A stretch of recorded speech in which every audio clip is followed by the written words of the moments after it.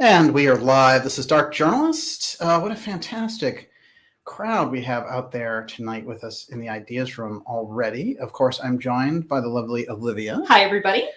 And Olivia, welcome to the soft parade. Yes, it's feeling very late 60s. A lot of protests going on around the world, and of course, they just have Stepford Biden. You know, amazing. This guy has some of the lowest rankings of any president in history. It's a disastrous 8 months in. But, you know, it's not just Stepford Biden. It's that whole entourage of politicians trying to push this mandate stuff, and it's just not going to fly. Nothing feels real anymore. It's true. From the media to the politicians. And so we get into a kind of unreal atmosphere as we go. But tonight we're going to get into something very special, which is X Series 109. And this is very important because we're going to be dealing with what we're calling the Sun King. The Sun King covers 3 different areas here. You might recall an episode we just did on Pasadena magic. I actually refer to this. This is really part 2 of this episode. Because we got into Caltech in Pasadena. And one of the things I want the X series to do is to give us a new X geography of things. I point this out sometimes, but very often when we're looking at things on the alternative research side, you basically, you get Nevada and Area 51. You get different places to look at. And these places were, in fact, in the vanguard of secrecy as far as government programs were concerned. But there's a lot that they left off the board that we're putting on the map. For example, Moon, Pennsylvania, which I hear Bob Dylan is doing a concert at November 15th. How odd is that, considering we've been bringing him up and all the troubles that he's been having with them, saying, he has this case now of these accusations from 1965. But before that, about 6 months before that, his entire back catalog had been bought out. And we raised the possibility on this program when we were looking at the kind of Laurel Canyon aspect of some of these things that have been happening, that they could have been buying that out on purpose to keep it in a kind of museum type state so that they can remove it from access. And you have to wonder, why would they do that? Why Bob Dylan? And then I started looking into it, and there were more and more artists from this era. And so we got into this idea that they really are holding back this idea of when freedom has been raised and when people challenge the establishment. They want to be able to craft that into something else. They want no counterculture. Yes. They want a monoculture. Yes, exactly. And that's their goal, is the centralization, this one voice, and then they can say, oh, you have all this diversity, but you can't think differently from us. Right, you can look different. That's the ultimate contradiction. You can have purple hair. You can be any weight. You could be 450 pounds. It doesn't matter. But can you have purple hair? This is the real question. This is really important, and it does play in with all of this, because so much of the Pasadena part, which is the X geography that we're putting on the map with this, which includes Caltech, it includes George Hodel and the Black Dahlia murders. It includes, the whole Laurel Canyon aspect. It all is well encompassed around this geography, and we're going to find out what the setup was for that, and all those things are connected in a very unusual way, as we've been pointing out. But the Sun King aspect is very important because it goes deep into the ancient Egyptian roots of the mystery schools and what the people behind Caltech, both in the right-hand schools and the left-hand schools, were moving out into the culture. And it's a competition, recall. It's a competition. And one group wants to move the culture in one direction, and the other one wants to steadily influence the culture in another. So when you watch the show, you're very familiar with Theosophy, Anthroposophy, which is spiritual science, and Rudolf Steiner's work. Those groups came out. They laid a foundation because what was coming that they could see was this real heavy-duty scientific materialism that we're in now, where they're trying to remove any sense of spirituality and then make science, paid science, the new spiritual religion. And if you, woe betide if you disagree with this characterization. So we have to look at what happened in there. Tonight, I'm going to show you a couple of things from my research that I haven't shared before, which is, we've done 109 episodes here, and actually it's more like 116 because we've done part 2s. But the thing is, there are pieces that I've seen about when the mystery schools or when the secret societies directly move out into the culture. And so I've scanned for steganography in relation to George Ellery Hale, who is one of the most influential figures of the 20th century, who started Caltech. And he gave us all this incredible telescopes, and he gave us our concept of space. But his great obsession was the sun. And I think that we can look at Hale as somebody who was working with the right-hand path schools. I also think his work with Einstein was supposed to go in that direction. But I think he got thrown off of that over and over again. And George Ellery Hale is a very interesting character in this sense, which is, they kept him kind of under wraps for the scientific heavyweight that he is. In fact, it's his eclipse experiments that give us the theory of relativity, which, Einstein working with him accomplishes. He is the first one who discovers extraterrestrial magnetism. He discovers sunspots. So, we're looking at somebody who's a very important scientific figure, but there's some very unusual things about him. For example, he communicated with beings that weren't there for other people to see, like elves, for example. And he got influenced by them about how to set up things like the Palomar Observatory and the Hale telescopes. So we're in a different realm with him. And what we're also going to find out is that when he would, about every 5 years or so, have these nervous breakdowns, he would actually assume identity parts of an ancient pharaoh. And that's going to be very important to us tonight. It's funny because I found out all the details about him by going around the biographies, because the biographies are very concerned about protecting his reputation, which I can understand, but it doesn't get at the truth of who he was and what he was all about. But this is a very extrasensory, paranormal character, and also heavy on the OCD. Are we going to go more into those elves? Indeed, yes. Okay. Well, there's a lot of supernatural aspects with him in general. But what it leads us to his obsession with Akhenaten and Egypt and the Sun King, and some of the darker secret societies' obsession also with the Sun King. And I'm going to bring forward what that is tonight. And I'm also going to show through a detective series, Miss Olivia, called Ellery Queen. Note the Ellery at the beginning of that, just like George Ellery Hale. Ellery Queen, in fact, reveals a great deal of the Egyptian Sun King occult thread, which we're going to find is sprayed throughout happenings in Pasadena, for better or for worse.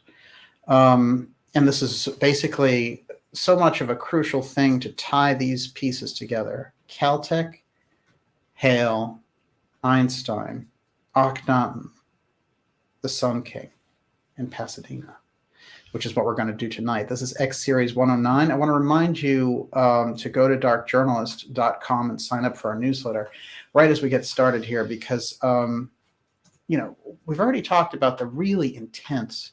They threw Ron Paul off of YouTube. They got such pushback on that because the libertarian groups are huge that YouTube actually backed down. And so much for, hey, it doesn't matter what people say or object to. No, they reacted pretty fast, in fact.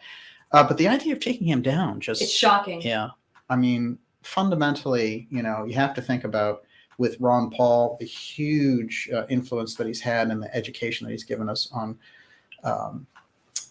auditing the Fed and libertarian principles in general.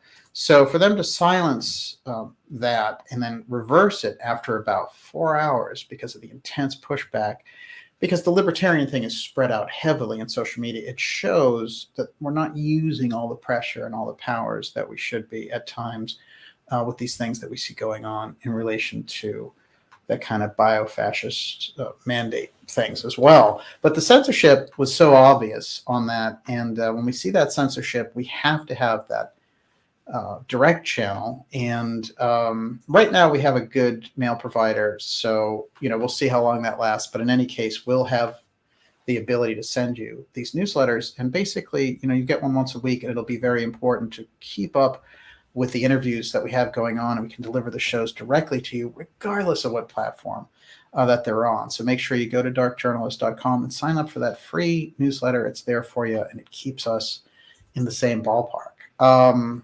Okay, X-Series 109.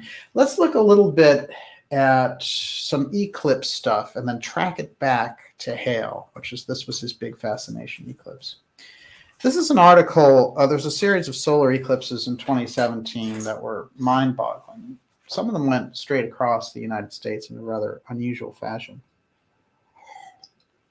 By the way, if you're big on eclipses and sunspots, boy, have you come to the right place tonight. This is it. And I know some really excellent people who are doing work around this, who know the solar part, from a scientific profile in a great way. And I'm trying to learn as much as I can from them. All right, this is Washington Post, okay? The psychic and the solar eclipse. Edgar Cayce's grave lies in the path of totality. Washington Post. Who are they talking to? Who's their audience for that one? Why is the Washington Post concerned about the eclipse's path through Edgar Cayce, the psychic's grave? Weird. At 1:29 p.m. Central Time Monday, the shadow of the moon will slide over Riverside Cemetery in Hopkinsville, Kentucky, and for 2 minutes and 40 seconds cover the grave of the sleeping prophet in twilight. At rest there for 7 decades, Edgar Cayce, the 20th century's most famous psychic, who made predictions, medical diagnosis, and cosmological pronouncements while asleep for more than 50 years. So there's a game there of pushing these facts around. So the people who understand the mystery schools very much understand that Cayce was a major representative of the mystery schools, and that his legacy is a big piece of that. The Washington Post and the eclipse, they're talking to somebody, and they're not very interested in just talking to the public about Cayce and an eclipse. So check in with the significance there as we move forward. Here's some Cayce quotes on sunspots, which we see are very active. Do you wonder then, this is Cayce reading 57:57. Do you wonder then that there become reflected upon even the face of the sun, those turmoils and strifes that have been and that are the sin of man? Much as that confusion which is caused upon the earth by that which appears as a sunspot. The disruption of communications of all natures between men is what? Remember the story, the allegory, if you choose to call it such, of the Tower of Babel. As you do unto the least, you do unto thy maker. It's very religious language in the Cayce readings. Even as to the sun, which reflects those turmoils that arise with you. So Cayce here, and he does this in several readings, connects sunspots and disruption in activity, earthquakes, bad weather patterns, to people's interactions with each other. Steiner's quote along the same line. Rudolf Steiner. Question. Has Mars' proximity to Earth anything to do with the weather? The summer has been so unbelievably bad. This is 1924. If you think it was bad then, just wait. Have planetary influences in general any effect upon the weather, Dr. Steiner? Steiner responds. The weather conditions which have shown such irregularities through the years, particularly recent years, do have something to do with conditions in the heavens, but not specifically with Mars. When these irregularities are observed, we must take very strongly into consideration a phenomenon of which little account is usually taken. Although it is constantly spoken of, I mean the phenomenon of sunspots.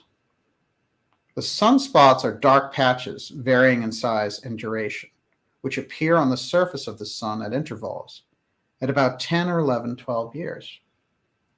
Naturally, these dark patches impede the sun's radiations, for as you can well imagine, at the places where its surface is dark, the sun does not radiate. If any given year the number of such dark patches increases, the sun's radiation is affected. Of the enormous significance the sun has for the earth, this is a matter of great importance. In another respect, this phenomenon of sunspots is also noteworthy. In the course of centuries, their number has increased, and their number varies from year to year. This is due to the fact that the position of the heavenly bodies changes as they revolve, and the aspect they present is therefore always changing. The sunspots do not appear at the same place every year, but according to how the sun is turning. In the course of years, they appear in that place again. In the course of centuries, they've increased enormously in number, and this certainly means something for the relationship of the earth to the sun. So we have Casey and Steiner giving us this indication that the sunspots are not just a scientific anomaly to be looked at, but they have huge significance, and there's a kind of metaphysical aspect to their appearance as well.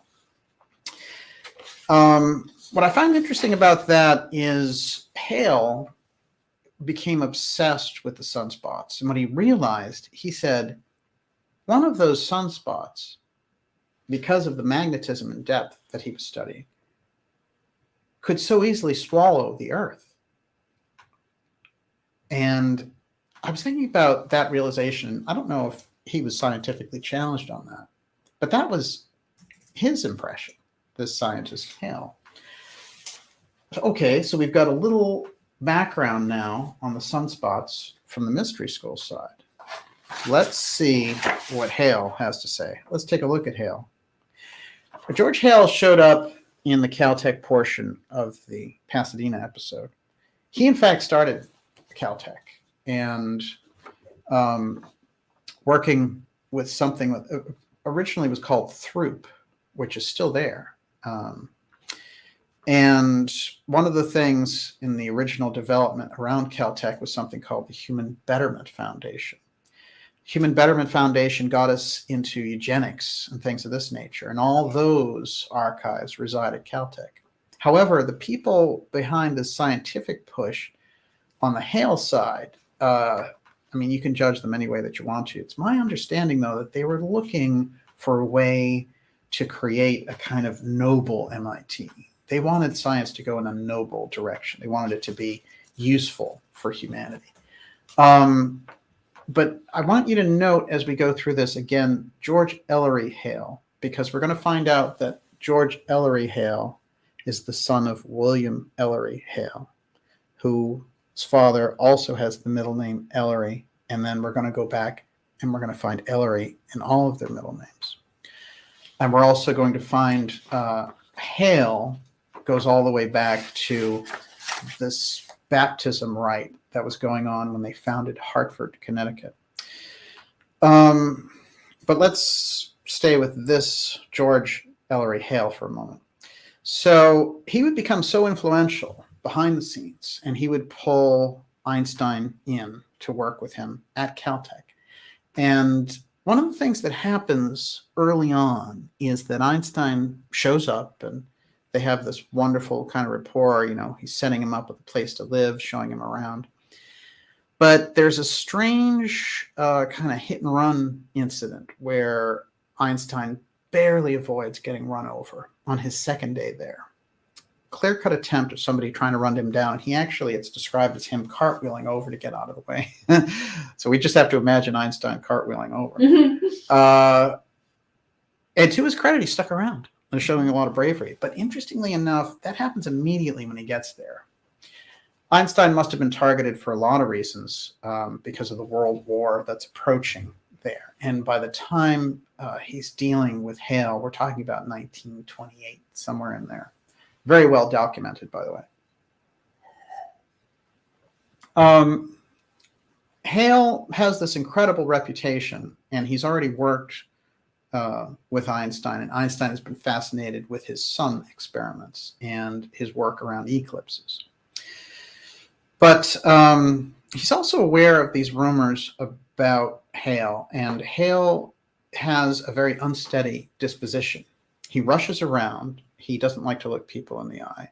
He is very socially awkward, and he has an unusual temperament change thing, so that one day he's in a good mood, the next day he's in a low depression. And in fact, he would end up in various places to recover, various kind of almost asylum type places for his breakdowns. His father now also is a fascinating figure, because in Chicago, where he grew up, the father is part of Hale and Otis, who create all those fantastic elevators so we can have all those office buildings and that development. So the family already has this kind of, if you go deep into their background, the business acumen is very strong. And in fact, the fact that George does not take up on the business side but goes into astronomy is kind of significant, because the whole family is very heavily into business. George ends up in Pasadena, and he creates Caltech, and in the middle of this period, he has one of these breakdowns. And what does he do? He goes to Egypt. Now, Egypt is a great fascination for him in general, and he often says, I would have been an Egyptologist if I hadn't been an astronomer. But then he starts to merge the two, and he starts going to sites in Egypt that are significant. But oddly enough, when he gets there, supposedly on the timing here, this is just magic, but that's when they discover King Tut's tomb. So we have this kind of fascinated astrophysicist astronomer who's fascinated with the sun, and he is now learning that Tut is Akhenaten's son. Now let's touch on Akhenaten for a moment. Anyone who's explored the depth around Egypt and some of the more occult aspects, you're going to know something about Akhenaten. And even if you just look at the straight history of Egypt, this is a very unusual pharaoh for a number of reasons. His wife is Nefertiti, who we really, in culture, it seems like the three major Egyptians that we know are Akhenaten, Tut, Tutankhamun, and Nefertiti, which is significant. And when this discovery happened in 1923, it seems like the whole consciousness of the world went up, especially as this thing started to tour different cities, which actually happened in the 1970s. So there's this gigantic, Egyptian sort of renaissance that takes place. And what's interesting to me about that is if you go through the books and the shows of that period, there's all kinds of things about archaeology in Egypt. It's as if the whole consciousness is rising back up. But Tut, then, being the son of Akhenaten, and Akhenaten with Nefertiti being this kind of mystical couple, they're depicted in a mystical fashion. And the DNA, when they tested King Tut's DNA, was Western European. We have to think about this group that came down that Casey talks about. And some people call it the Hyksos, but he actually placed them in Iran, and with Rata, the priest, coming with them. And they're the ones who take over Egypt in this very pre-dynastic period. And so Egypt doesn't have the traditional, it's not like Ethiopia or something. It is ruled by this minority that comes in. And then later the Atlanteans come in. So it's a very different than anything else that's actually in that part of the world. Nefertiti and Akhenaten are often portrayed, as we've seen these before, with these kind of cone-shaped heads, with these heads that go back. And we've seen this in different cultures where they actually try to get this look going. You know, we've seen those things where they bind the heads and they keep the skulls in a certain way. I think that based on some of the things I've read about Nefertiti and what they've done with the skulls, I think it has something to do with the pineal gland and the promotion of the pineal gland. But it seems to me that in their case, their heads were just naturally unusual. These are strange, very unusual, very exotic people. That is Queen Nefertiti, the wife of Akhenaten. And Akhenaten, unlike any other pharaoh, he disagrees with the Amun Brotherhood, where they have 72 different gods, and they know how to collect a tax for each god. We see a lot of that now. But what's going on with Akhenaten is he's like, no, forget them all. Ditch all 72. We're going to one, and it's Aten, the sun disk. And he moves the capital, which is also very significant astrologically. He moves the capital of Egypt from where it is in Thebes to Amarna, which is basically in the desert. And he has incredible temple complexes built, but no roofs, because they're going to get the rays of the Aten. And he's in touch with the Aten. He's the representative of the sun god on earth. Akhenaten is unusual from any other pharaoh for a variety of reasons. He's often portrayed in a strange fashion. Of course, the Amun Brotherhood and the Egyptian government rose up to throw him out and assassinated him. And then later, his son, Tutankhamun, who they put on the throne as a boy, they decide, they're going to get rid of him as well. Now, what's interesting when we go through that history is the mystery schools in the Akhenaten period split off. So the Amun Brotherhood goes in one direction, that very left-hand path piece. And the Akhenaten school goes very underground because Akhenaten is being rubbed off monuments. He's being destroyed. Now, what's interesting is what happened with Moses, who was also an Egyptian prince. They eliminated anything related to Moses in the temples in Egypt.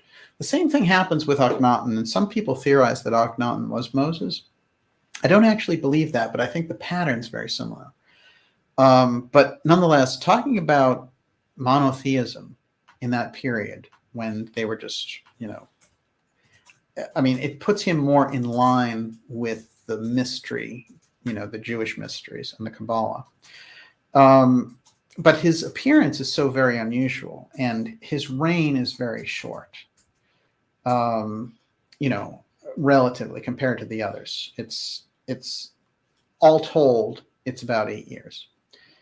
Now, what we do look at when we see Akhenaten is that he's radically changing everything. He seems to be unusual himself, as if the actual being that he is different from just being a human being. We see these depictions of him which show very unusual physical characteristics over and over again. And this intentional portrayal of him being very different. And, very often, if you look at, for example, Ramses and Ramses II, it's very butch macho stuff. It's chariots and, they're ready to go. And they've got the whole, belts and, spears. But these pictures of Akhenaten almost, he seems almost like some kind of an interdimensional being of some kind. And this could have been some of the trouble that was going on here. Something very strange was taking place with Akhenaten. If you look at the mystery school material on Akhenaten, the material, in the Casey material, there are very unusual things said about him. And they don't explain entirely what was happening there. But there's some suggestion that it's an early incarnation of Jesus, which I find interesting, although it's not completely confirmed. But all of those groups, from Theosophy to the Casey work, they know, there's that thing that the mystery school piece went into a major split, the philosophy piece split off during the Akhenaten War, in a sense. And in fact, it was a military coup that in Egypt took over, and they moved forward with Horemheb and all this kind of stuff. And it just became a very military culture, and the priests all got back. They destroyed Amarna, flattened it, and then, we never hear from Nefertiti again. And then they put the boy king on the throne when he's 10, Tutankhamun, and, he dies at 19. He's basically killed. And, who knows the details, but I think ultimately they decide, he's the son of Akhenaten. It's not going to work. So they put him in actually a small tomb for a pharaoh. And so King Tut's tomb that gets found is in fact a small incidental type tomb. When you speak to some of the people who work around this, like Carmen Bolter, who I've spoken to, has done enormous work around Nefertiti and Akhenaten, she will say, and she will point it right out, that Tut's tomb is actually, although incredibly well preserved, is incredibly small. So they basically kind of, did a quick burial with him, like sealed it up. And the only reason that we even know Tut at all is that the tomb wasn't raided. Now, back to George Hale. Hale comes in to Egypt when that tomb is being discovered. And he has someone there who is one of the top Egyptologists that he's become close with, and that's James Breasted. And together they go all around the sacred astronomical sites, and Hale is starting to again lapse into this kind of nervous breakdown thing, and he's starting to identify as a pharaoh. So when you read bios on Hale, what they'll say is, oh, he had some disturbances, and they really play the stuff down.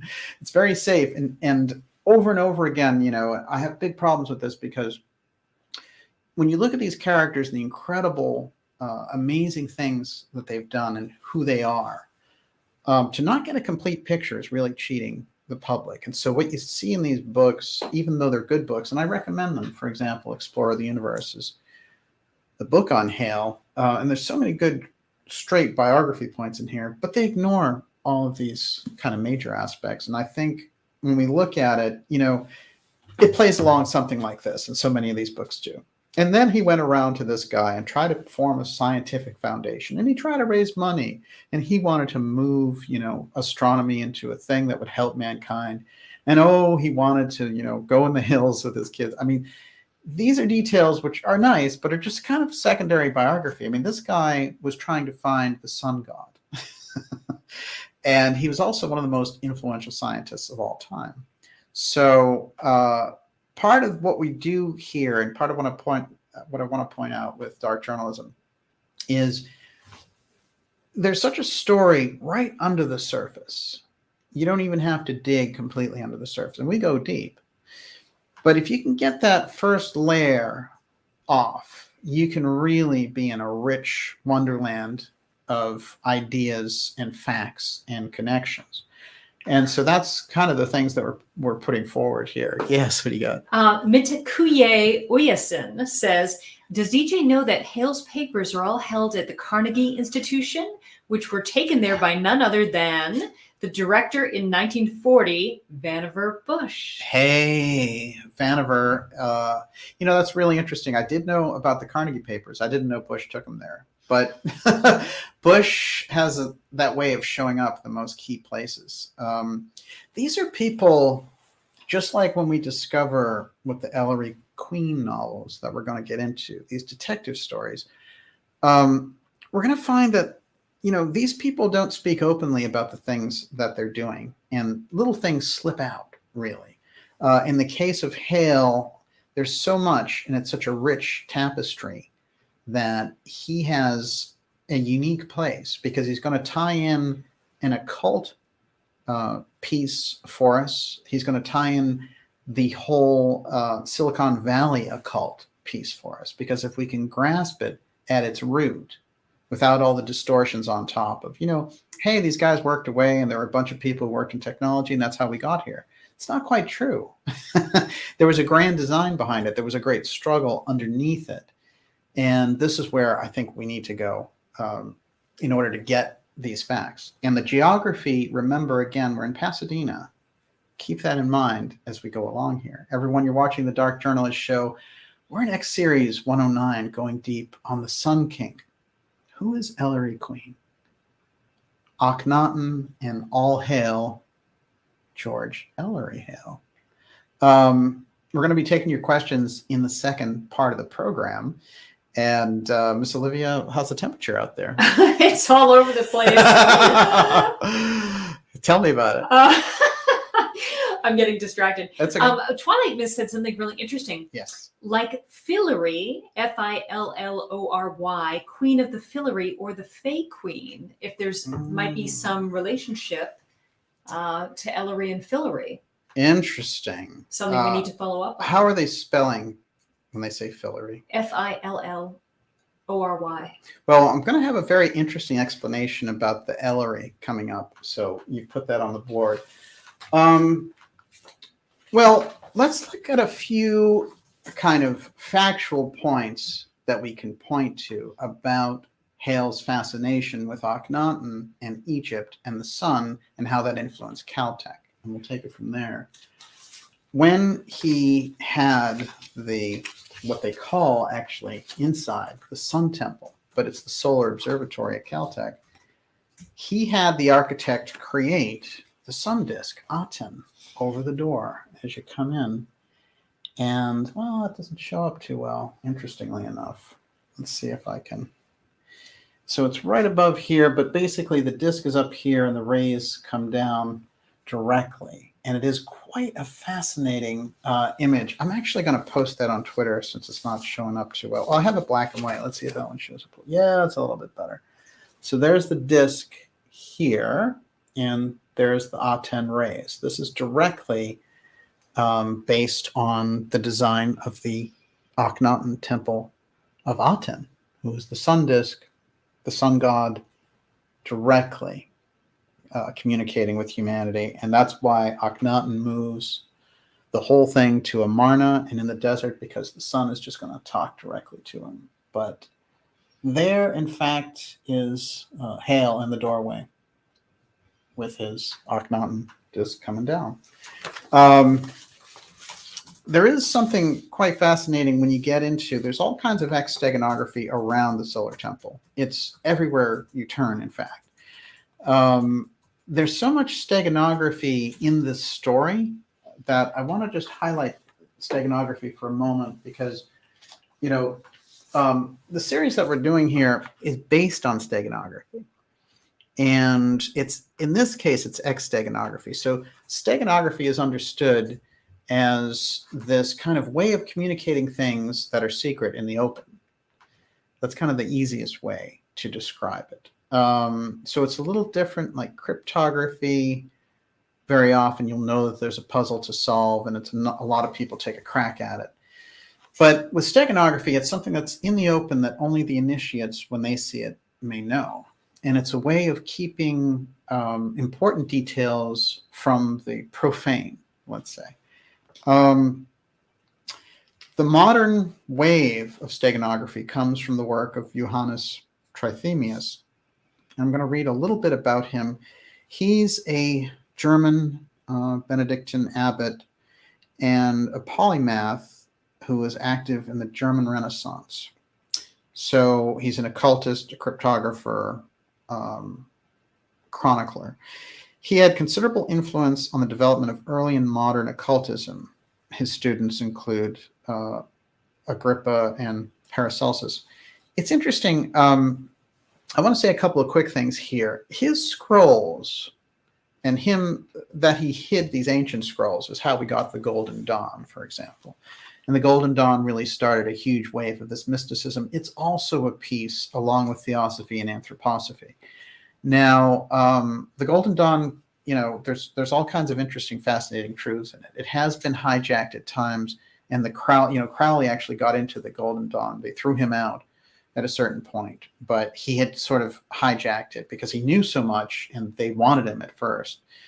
But so many important figures who were authors and artists and everything in that late 19th century period were jumping on board. with this because it was a great realization. Well, those are the scrolls that were discovered that Johannes Trithemius had put away. He became so inclined that when he was, in this kind of religious situation, he knew so much about the occult side, he feared that they would find out about the things he was writing back and forth. And he started to employ steganography. So his book, Steganography, that's his most famous work. It was written in 1499, but it's published 100 years later. It was removed in 1900, so there was a real crackdown, a huge censorship to get rid of this thing. Steganography itself, right now, when we see things like graphics and photos and things online, there can be just a pixel or two in that graphic that'll be a message for people who understand. And so that's the kind of technological sort of e-steganography that we have nowadays. That's people are most familiar with it. But steganography has been around, since the Greeks and the Egyptians. And for the Greeks, the terminology was that it was a page within a page, so that you're reading one thing, but in fact, you're seeing something else, for those who are aware of it. But if you're just reading it straight up, it's not going to look any different to you than anything. It's not going to look unusual at all. The book Steganography is in 3 volumes and appears to be about magic, specifically using spirits to communicate over long distances. Since the publication of the decryption key to the first 2 volumes in 1606, they've been known to be actually concerned with cryptography and steganography. Until recently, the 3rd volume was widely believed to be solely about magic, but the magical formulas have now been shown to be cover text for yet more steganography. So it's layers of groups, and he's operating inside this monastery system. So he's communicating to this group, and they're looking at the text and saying, oh, if we get into this too much, we'll be persecuted, because they're going outside of the dictates of the church and they're investigating kind of supernatural things. So, we're getting into a period where these things are getting out. But this is where steganography comes from. It harkens back to a much older period, Pythagoras and these types of periods. But that understanding of steganography has been around so long. I can find steganography in the Book of the Dead by the Egyptians. But I found it heavily deployed in government agencies, particularly dealing with aerospace, starting in the 1940s. So I listed something like 225 different examples of these projects that would have X-Steganography that were related to secret programs. And we just get used to that in the public. We're just like, oh, that thing is called the X-57 or whatever it happens to be. But understanding this point and understanding the steganography is going to give us a head start that there's a language that they use to communicate with each other. And so steganography and X-Steganography in particular can be kind of like a Rosetta Stone for this period of time. And I know that sounds like, that's a pretty big thing to say. Well, the Rosetta Stone really changed a lot of things because it was 3 different versions of Ptolemy's, basically saying, be loyal to King Ptolemy. And it just so happened that hieroglyphics were one of those things that it was listed in, and that's how we even got that. And then all of those monuments opened up. Otherwise, before that, it was just a bunch of nice pictures. Hieroglyphs were great on these buildings, but we didn't know what it meant. Just like with many of the Mayan hieroglyphs, we don't know what they mean now. So we have to understand it in that sense. We need a key to give us some kind of equal footing in terms of understanding with these groups. And of course, they've kept these things secret. And so many of the groups have kept that information secret because if it was just out there in the public, then it would be misused. But we've entered such a point where the misuse is so dramatic and the balance of what the people at the top know versus the average citizen have become tragically out of balance that cracking steganography can help us on a number of different levels. Any kind of, secrecy system that can be opened up is going to be helpful for us in this period. Everyone, you're watching the Dark Journalist Show. We're going deep on the Sun King in X Series 109 here. We're going to be taking your questions in the second half of the program. But what I want to do is read a few things, again, connecting Hale with this Akhenaten idea. Here, by the way, is Hale observing the sun disk that he's created there in his very interesting observatory. And he will create the most powerful telescopes for those observatories anywhere in the world, including the Palomar Observatory, which, in fact, an elf told him how to get funded. There's just no getting around that. Do we know what the elf looked like? I'm curious. An elfin being is the way that he described the color of this being? I'm sure it was a kind of an interdimensional kind of thing. And, there's no, Speaking telepathically? No, but I would say this, that he had conversations and things like that out of the blue very often. For example, some of his early scientific triumphs he would get while he was on the trolley in Chicago. And he would say it would come to me out of the blue. It was there. But he had very interesting characteristics. He had an attention thing where when he was reading, one time as a 12-year-old, he was reading and an explosion took place behind him, and he didn't notice the explosion because he was reading. So he had the ability to focus in to such a degree that he would leave all of his physical senses. Also, his family took him to San Francisco, and he got absorbed reading a Hawaiian manual, travel manual, and the family actually left without him, and they came back 2 hours later, and there he was.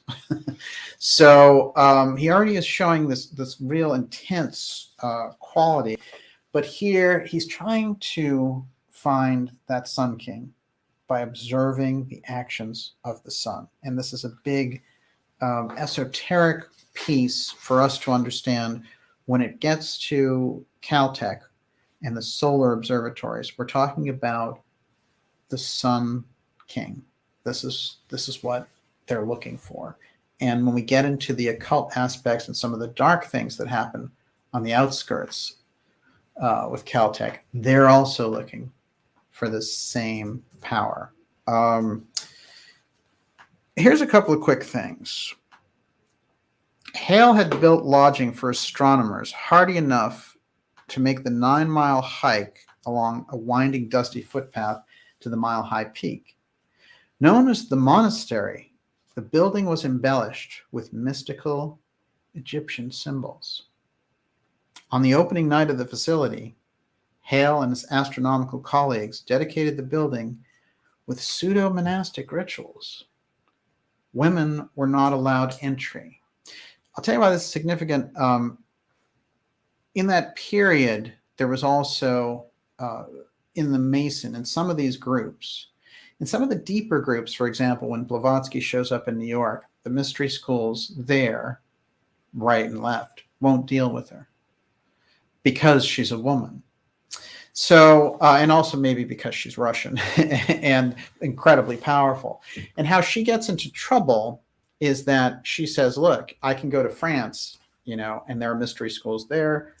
I will reveal all the stuff that you guys are doing because I already know it, and you know that I know it. So why don't you just let me into the schools? That's when they decide we're going to put her in a kind of psychic imprisonment.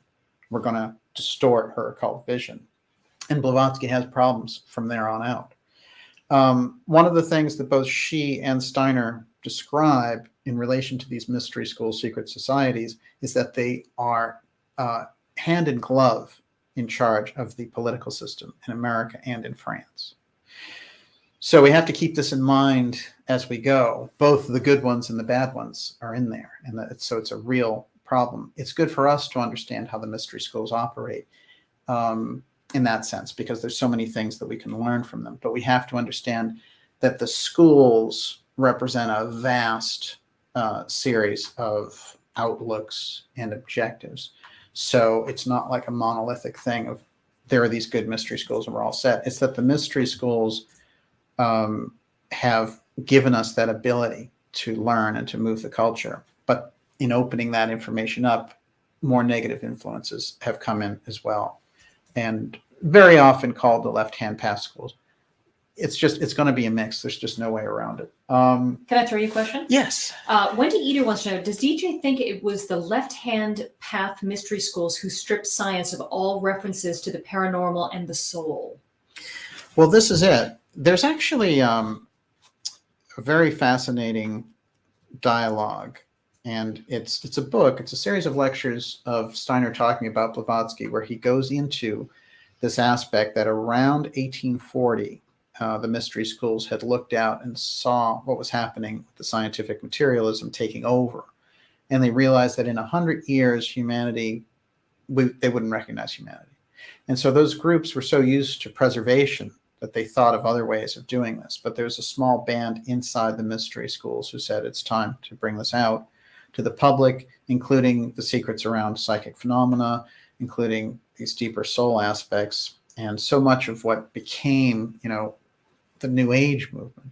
Now, it's funny because the New Age aspects got distorted dramatically, but think of the actual core pieces. Reincarnation becomes common parlance. Life after death becomes something. Yoga, you see people walking around with yoga mats now, but if you go back 50 years, it's very rare, actually. Yoga is something that comes out in the 60s. And it's all through theosophy and that Eastern influence that makes it over here. So we have to understand that switch and what takes place. But the scientific materialism, this is the harmonic force coming in to separate the soul aspects from the regular day-to-day life, so that you just become an automaton and a stimulus creature, which is very different and has a very different set of rules applying to it and laws that apply to it.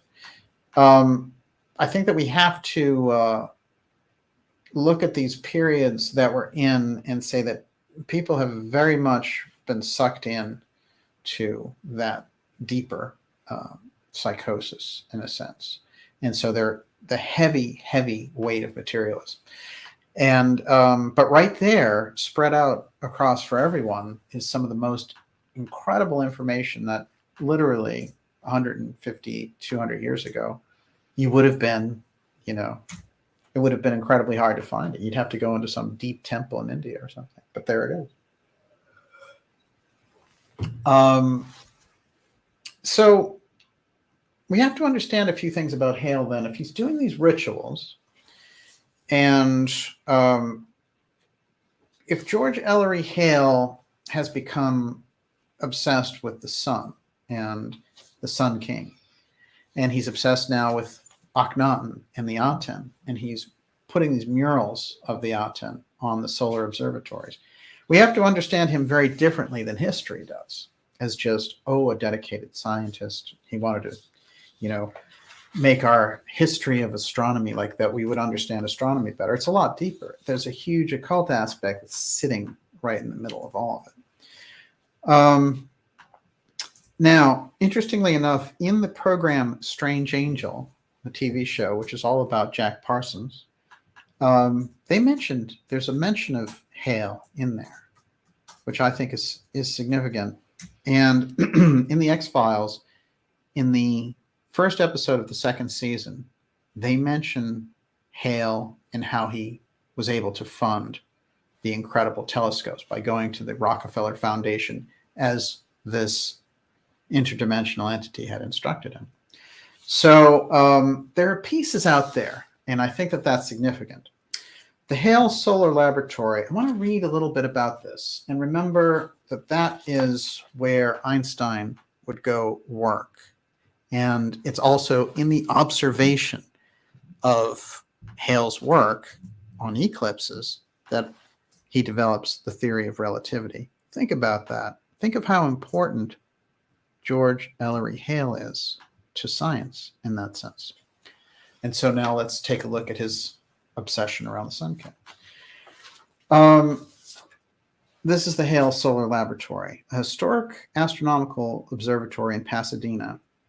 Built in 1923, it was the laboratory of astronomer George Ellery Hale, 1868 to 1938. That's the period he's in. A pioneering figure in the development of the discipline of astrophysics in the United States, the building, a distinctive blend of mission revival and Spanish colonial styles, was designated a National Historic Landmark. It is, in fact, still there intact. The Hale Solar Laboratory is located in a residential area on private property south of the campus of Caltech on the east side of Holiday Road. It is set well back from the street, down a narrow tree-lined lane. It is roughly T-shaped, remember that, concrete structure with a tile roof. The stem of the T consists of the telescope tower and Hale's library and living area, with the top portion of the T historically housing electrical and ventilation equipment. The main entrance is at the base of the tower, set in an arch above, which is an incised relief tribute to Akhenaten, the Egyptian pharaoh who worshipped the sun god. Aten. Inside, there is also another relief on the wall. And it is, again, it's Akhenaten, but he's in a chariot and the sun is coming down on him. So, he's incorporating directly. It's not just a tribute. He's now, every day that he's going in there, he's walking in under the Aten symbol, and then he's going in and he's working under the rays coming down on Akhenaten. It sounds like he's looking for blessings.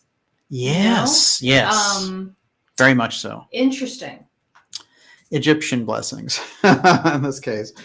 And it's interesting because Hale had just previously built two of the greatest towers for observatories. Mount Wilson, which was the biggest of its time, outdone by Palomar, which is the one that he built after the fact. Oh wait, can I throw a question? Yes. Oh yeah. So who is funding all this? Carnegie is a major funder. He has other scientific funders. Carnegie is one of his main funders, Andrew Carnegie, and Carnegie's engaged himself in some very unusual activity about the exploration of dinosaurs. And whenever there's a find of a dinosaur anywhere in the world, Carnegie sends his people immediately to claim it, to research the site. So there's an absolute obsession around dinosaurs with Carnegie. And if you go to the Carnegie Museum in Pittsburgh, when you walk in, what are you going to see? Walls and walls of Egyptian stuff.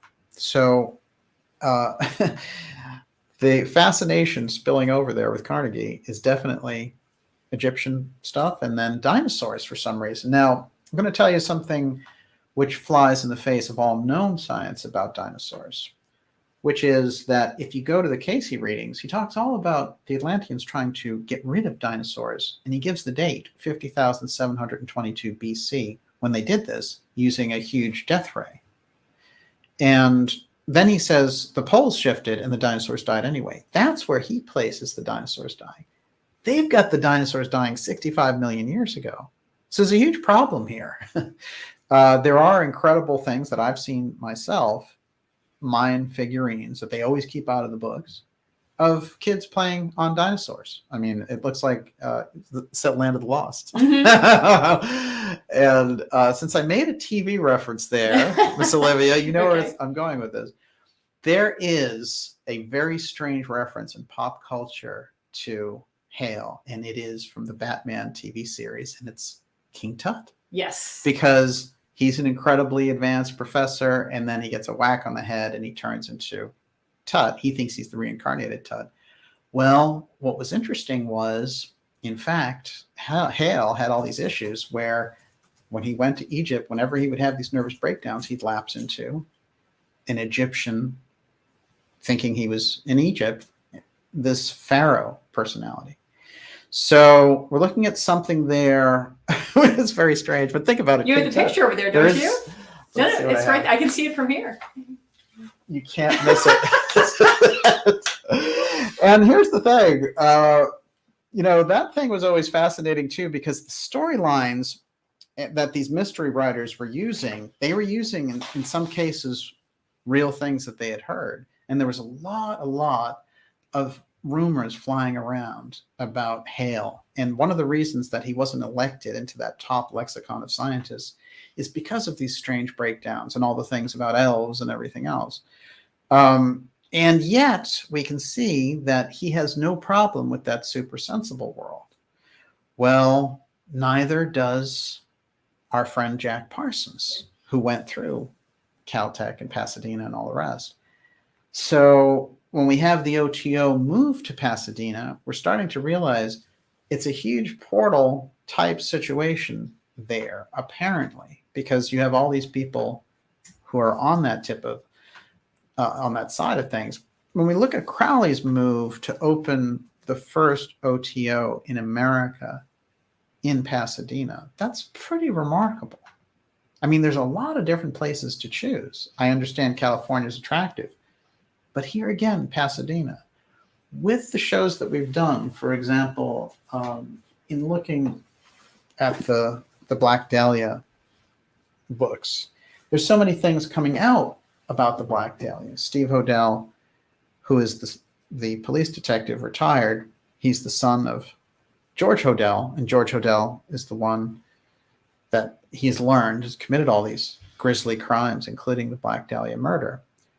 I'm in touch with Steve, and he's going to come on the program. But one of the things that I'd like to give him is this Pasadena Egyptian piece, because I think there's such an emphasis and a thought, well, Hodel was doing things in Mexico, and there's a lot of mystery to be discovered about what they were doing there and how he had his house built in the style of a Mayan temple. But there's something very key here as we look at Caltech, and we're looking at these figures passing through it, because we have to remember that Hodel passed through Caltech and that he was part of the Terman program, who were finding out who the real geniuses, and that he became so distorted, but that he was locked in with a massive occult group in that area. So we've got a huge piece on our hands in relation to Pasadena, and the more we unravel that, the more we're going to understand things like what comes after, for example, the Laurel Canyon aspects, the Manson piece, the occult piece, the incredible targeting of the rock musicians, the obsession by the CIA with LSD, etc. Those things all come through this piece. Everyone, you're watching the Dark Journalist X Series 109. We are going deep here on the Sun King. Now we're going to go into, you have a king on one side. What's on the other side? Queen? Ellery Queen. Okay. Before you do that, yes. Roosevelt Media News is asking the question I think we're all asking. So could it be that Hale was the reincarnation of Akhenaten? Did he believe that himself? Where did he think his fascination came from, his obsession? Well, it's interesting. I don't know if he felt that he was the reincarnation, but he would take on the personage of a pharaoh.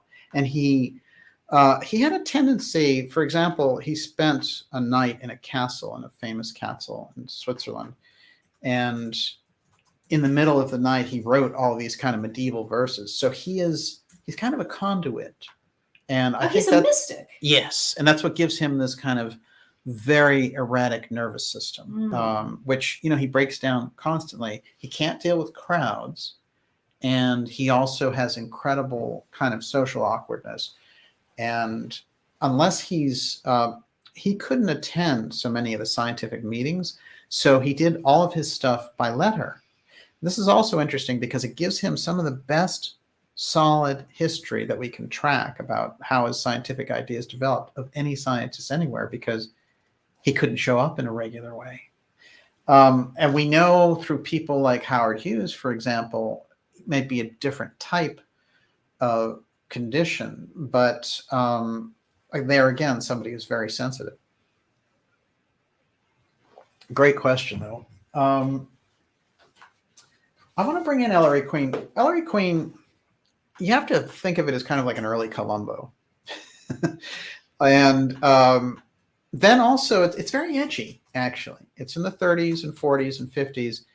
And what I found out, actually, by researching it is, by the end, Ellery Queen had sold 100 million copies. Think about that. Just incredible outlay. But a lot of people are like, what is all the Ellery Queen stuff? Some people know what it is. I'll tell you what's really interesting. Ellery Queen is not only the name of the character in the books, but it's also the pseudonym of the writer of the books. And there's a lot of steganography in the books, I can tell you that. But the Ellery part is a big, huge flag that we're going to follow here from George Ellery Hale, from his father, William Ellery Hale, Benjamin Ellery Hale. We go back, and Ellery Hale is there. Now we're going to go to Ellery Queen. First thing that has to be noted is the Ellery Queen books reveal an incredible knowledge of Egyptian mysticism. Many of their cases, there are strange Egyptian references.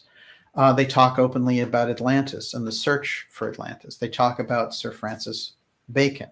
There's a large knowledge of occultism hanging out in the back there. There's also strange things about the Ellery Queen books. Supposedly they're written by these two cousins, but originally everyone thought that they were twins. And then also they thought that Ellery Queen was one person.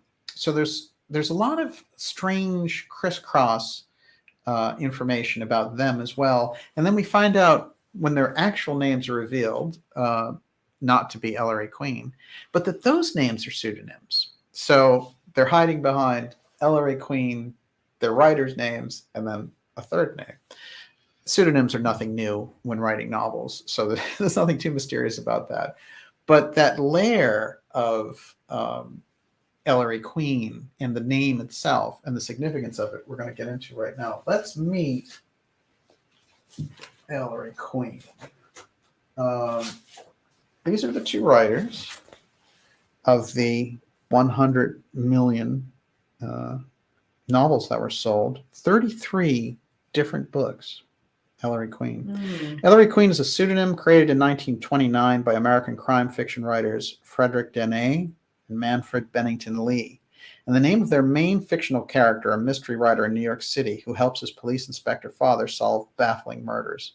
Dene and Lee wrote most of the more than 30 novels and several short story collections in which Ellery Queen appears as a character, and their books were among the most popular of American mysteries published between 1929 and 1971. So, I would almost think about this if you were thinking about Columbo. It would be like Columbo would be the character, but then the author of the book would also be Columbo. It's an unusual thing to do, in fact. But their books were incredibly popular, and they grabbed the zeitgeist of these kind of detective stories. Eventually, it went into movies, and there was a television show about it in the 70s. And in the 50s and 60s, they were dealing with very racy stuff, adultery and all this kind of stuff, sort of before it was, really in to be able to talk about those things. Ellery Queen is the pseudonym of Frederick Dene and Manfred B. Lee. Their original names, Daniel Nathan and Manfred Lepovsky. Born in 1905 in Brooklyn. Now, they're American cousins, and what I want to suggest is that they're very plugged in to knowledge around the mystery school themes, and that you can utilize they're like an incredible channel for pushing ideas out there to the masses because of their popularity. And that's, I think, how they were used by the mystery groups. I think they were directly used. And if you read those books, especially one book that I'm going to point out, you're going to find that there's layers of steganography in the book. And instantly you're going to know that the people who are writing are advanced occultists. So one thing I found interesting, which was that in their obituary in the New York Times, it says the two men had written 33 Ellery Queen novels and 4 novels under another pseudonym, Barnaby Ross. The writing team also put together 53 anthologies of short stories and edited 15 other books. All told, their publishers have estimated that Lee Dene and the Lee and Dene team had sold 100 million volumes. In a joint interview 2 years ago on the anniversary of their 40th year of collaboration, the two authors declined to give any clues on their prolific writing habits. They didn't want to talk about how they wrote their books, in fact. "We will never reveal how we work," Mr. Dene had said. He said, "But I will say this. A lot of people treat escape reading like their bed. They feel comfortable in their own bed, but never in a strange one. They demand formula writing, always the same formula. The other people, the kind who can bear a change of scene, have kept us in business for 40 years. They don't want to reveal where their ideas come from, and they don't want to reveal their methods or anything like that after the fact. I mean, this is like 40 years into the game. It's kind of interesting. I think it suggests that someone else is writing for them, or that the method where they're getting the information is a very deep esoteric source, and they aren't able to reveal it. And the stories are very catchy, and, you know, they run a very detective, they're just good detective novels. You wouldn't notice anything unusual about them, except their knowledge of occultism is unusually high, as I mentioned. Okay, let's prove that some of their concepts run high on the occult side. How are we doing on time, Miss Olivia? Doing great. All right, what we'll do is we'll take about 15 more minutes outlining this, and then we'll take questions. Okay. All right. And you can ask Olivia your questions now, and she'll put all those together. Before we go any further, how's it going out there? Pretty trolly tonight, quite honestly. Sometimes that happens though, on a Saturday night. We get a different crowd. This is the thing. Well, we elected to do the Saturday. I wanted to get a few extra things in for this one. We're going to be back in our normal Friday slot next week, but tonight it's great to be out there with everyone and the ideas from this Saturday, October 2nd. I'm calling October New October. The Tragedy of X. Yes, they have their own X-Steganography novel. This is really interesting. What happens is this kind of VIP dies on a train, and nobody can figure out how or who did it. There's a suggestion of an energy weapon being used to poison him. This is 1932. But the one I want to focus on right now is the Egyptian cross mystery. And there are such advanced aspects here. This book comes from the early 30s. They have a nudist colony. They have a strange villain who thinks he's an Egyptian pharaoh. They have all kinds of mysticism and occultism, and they have strange crucifixions and all sorts of bizarre ways of these murders being committed. There's lots of X-Steganography, by the way, throughout their books, just across the board. Here's the official plot summary, and I'm going to run a few reviews because it gets very interesting. A schoolmaster in a tiny town in West Virginia is found Christmas morning beheaded and crucified to a signpost in such a way that his body seems to form the letter T. The letter T is scrawled in blood on the dead man's door. Ellery Queen is on the scene. I know some of this is gory, but it's a detective story. Ellery Queen is on the scene and notes the letter T is also the shape of a Tau cross, an Egyptian cross. This seems to lead to a nearby bearded prophet whose invented religion mixes nudism and Egyptology. This is 1932. The prophet's business manager is missing and suspected of the murder. Ellery cannot solve the crime with the little information he has. But 6 months later in Long Island, New York, a neighbor of one of his university professors is found headless and crucified on a totem pole in the same way. Now, when I was reading this book, I was getting complete lock-in flashes of the Black Dahlia piece. This is 15 years before the Black Dahlia murders take place. In the new neighborhood of the Egyptian prophet and his followers, the corpse that they discover is clutching a red piece from a game of checkers. The third victim is a millionaire yachtsman, similarly crucified. These are very unusual deaths. Many events turn on the families of the victims in their interaction with the Egyptian nudists, the game of checkers, and the smoking of unusually carved pipes. But the key clue that leads Ellery to the solution is a bottle of iodine that enables him to go on a cross-country chase and hunt down the murderer. All right, so there's the basic outline of the thing.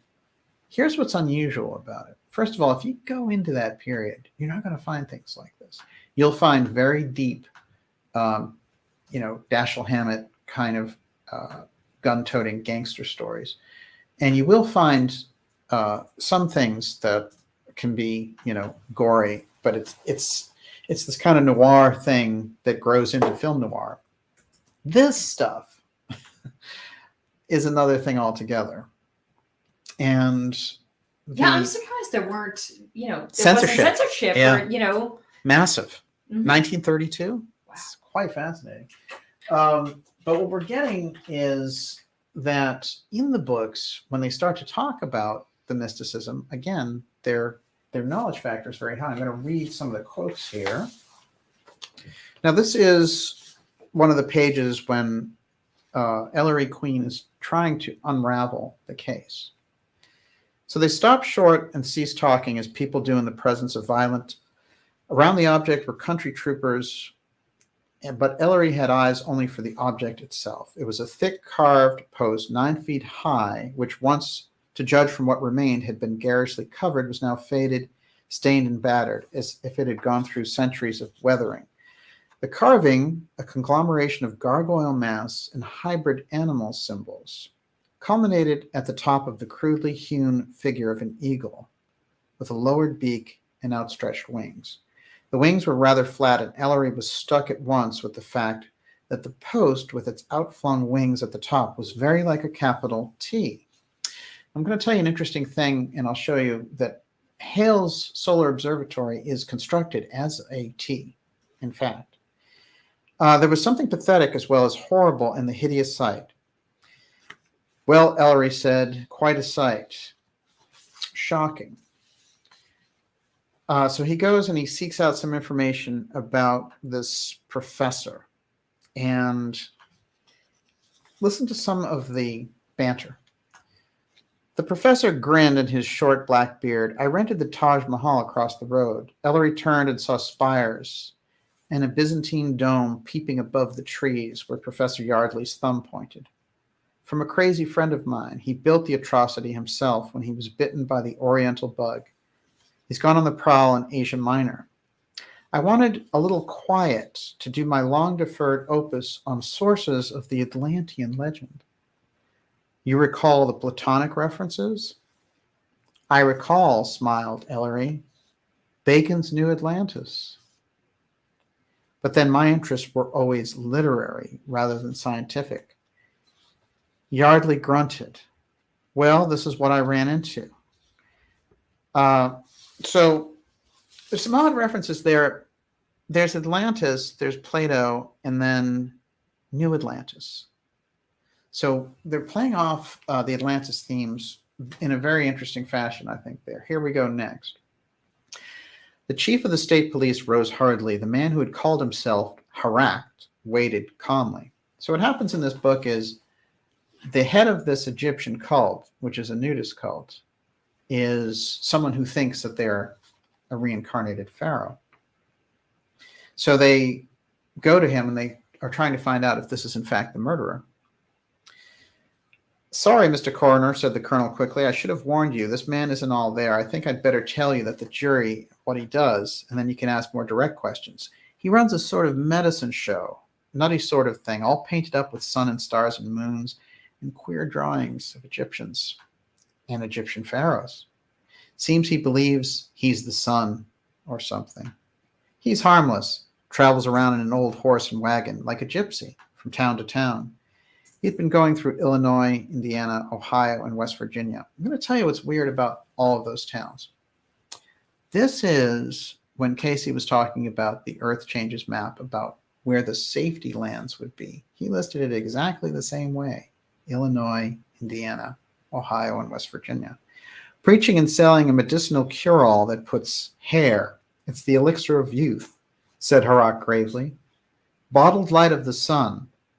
I am the appointed one, and I preach the gospel of solarity. I am Menu and Atu. It's plain cod liver oil as far as I can tell, explained Colonel Pickett with a grin. Nobody knows his real name. I think he's forgotten it himself. Thank you, Colonel. Ellery sat in his hard seat, thrilled to the marrow by his sudden discovery. He had recognized the poorly made emblem in the madman's hand. It was the uraeus, serpent scepter of the chief divinity of ancient Egyptians and their god-descended kings. So they go on through the whole story, and Ellery Queen is starting to realize that his Egyptian knowledge is helping him figure out who the criminal is here and how this individual has appointed themselves as the Pharaoh with all these powers, and that he's doing these kind of ritual killings. Now, what's interesting about all this is the depth going on in these stories. And we're finding this occult backdrop to detective pieces being rolled out. In the Egyptian Cross Mystery, the only other piece that I want to bring in with this, and we could probably do a study just of the book, we might, because we have a very interesting book study coming up. But what I think is interesting is Ellery Queen breaks the fourth wall very often, and he talks directly to the audience. But what's interesting is all along the way, the introductions are done by someone named J.J. McC, M-C, capital C, a friend of the Queen's. And this is a feature that goes through each and every book. And it shows up in this book for the first time. So that's going to come in handy as we get down the line. Let's see what we're going to move to next. A couple of quick, interesting literary review responses to the Egyptian Cross Mystery. No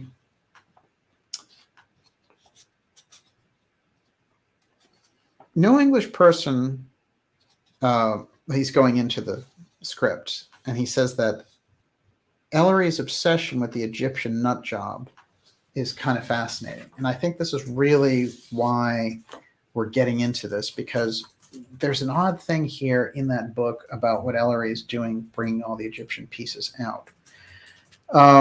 In terms of the development of the novels, the introducer, JJMC, seems to be taking a sabbatical. There's a reason for this, as he usually needs to explain that he's manfully persuaded Ellery to let him tell the tale, whereas Ellery, later on, provides his own reasons for writing this one up, making such an introduction redundant.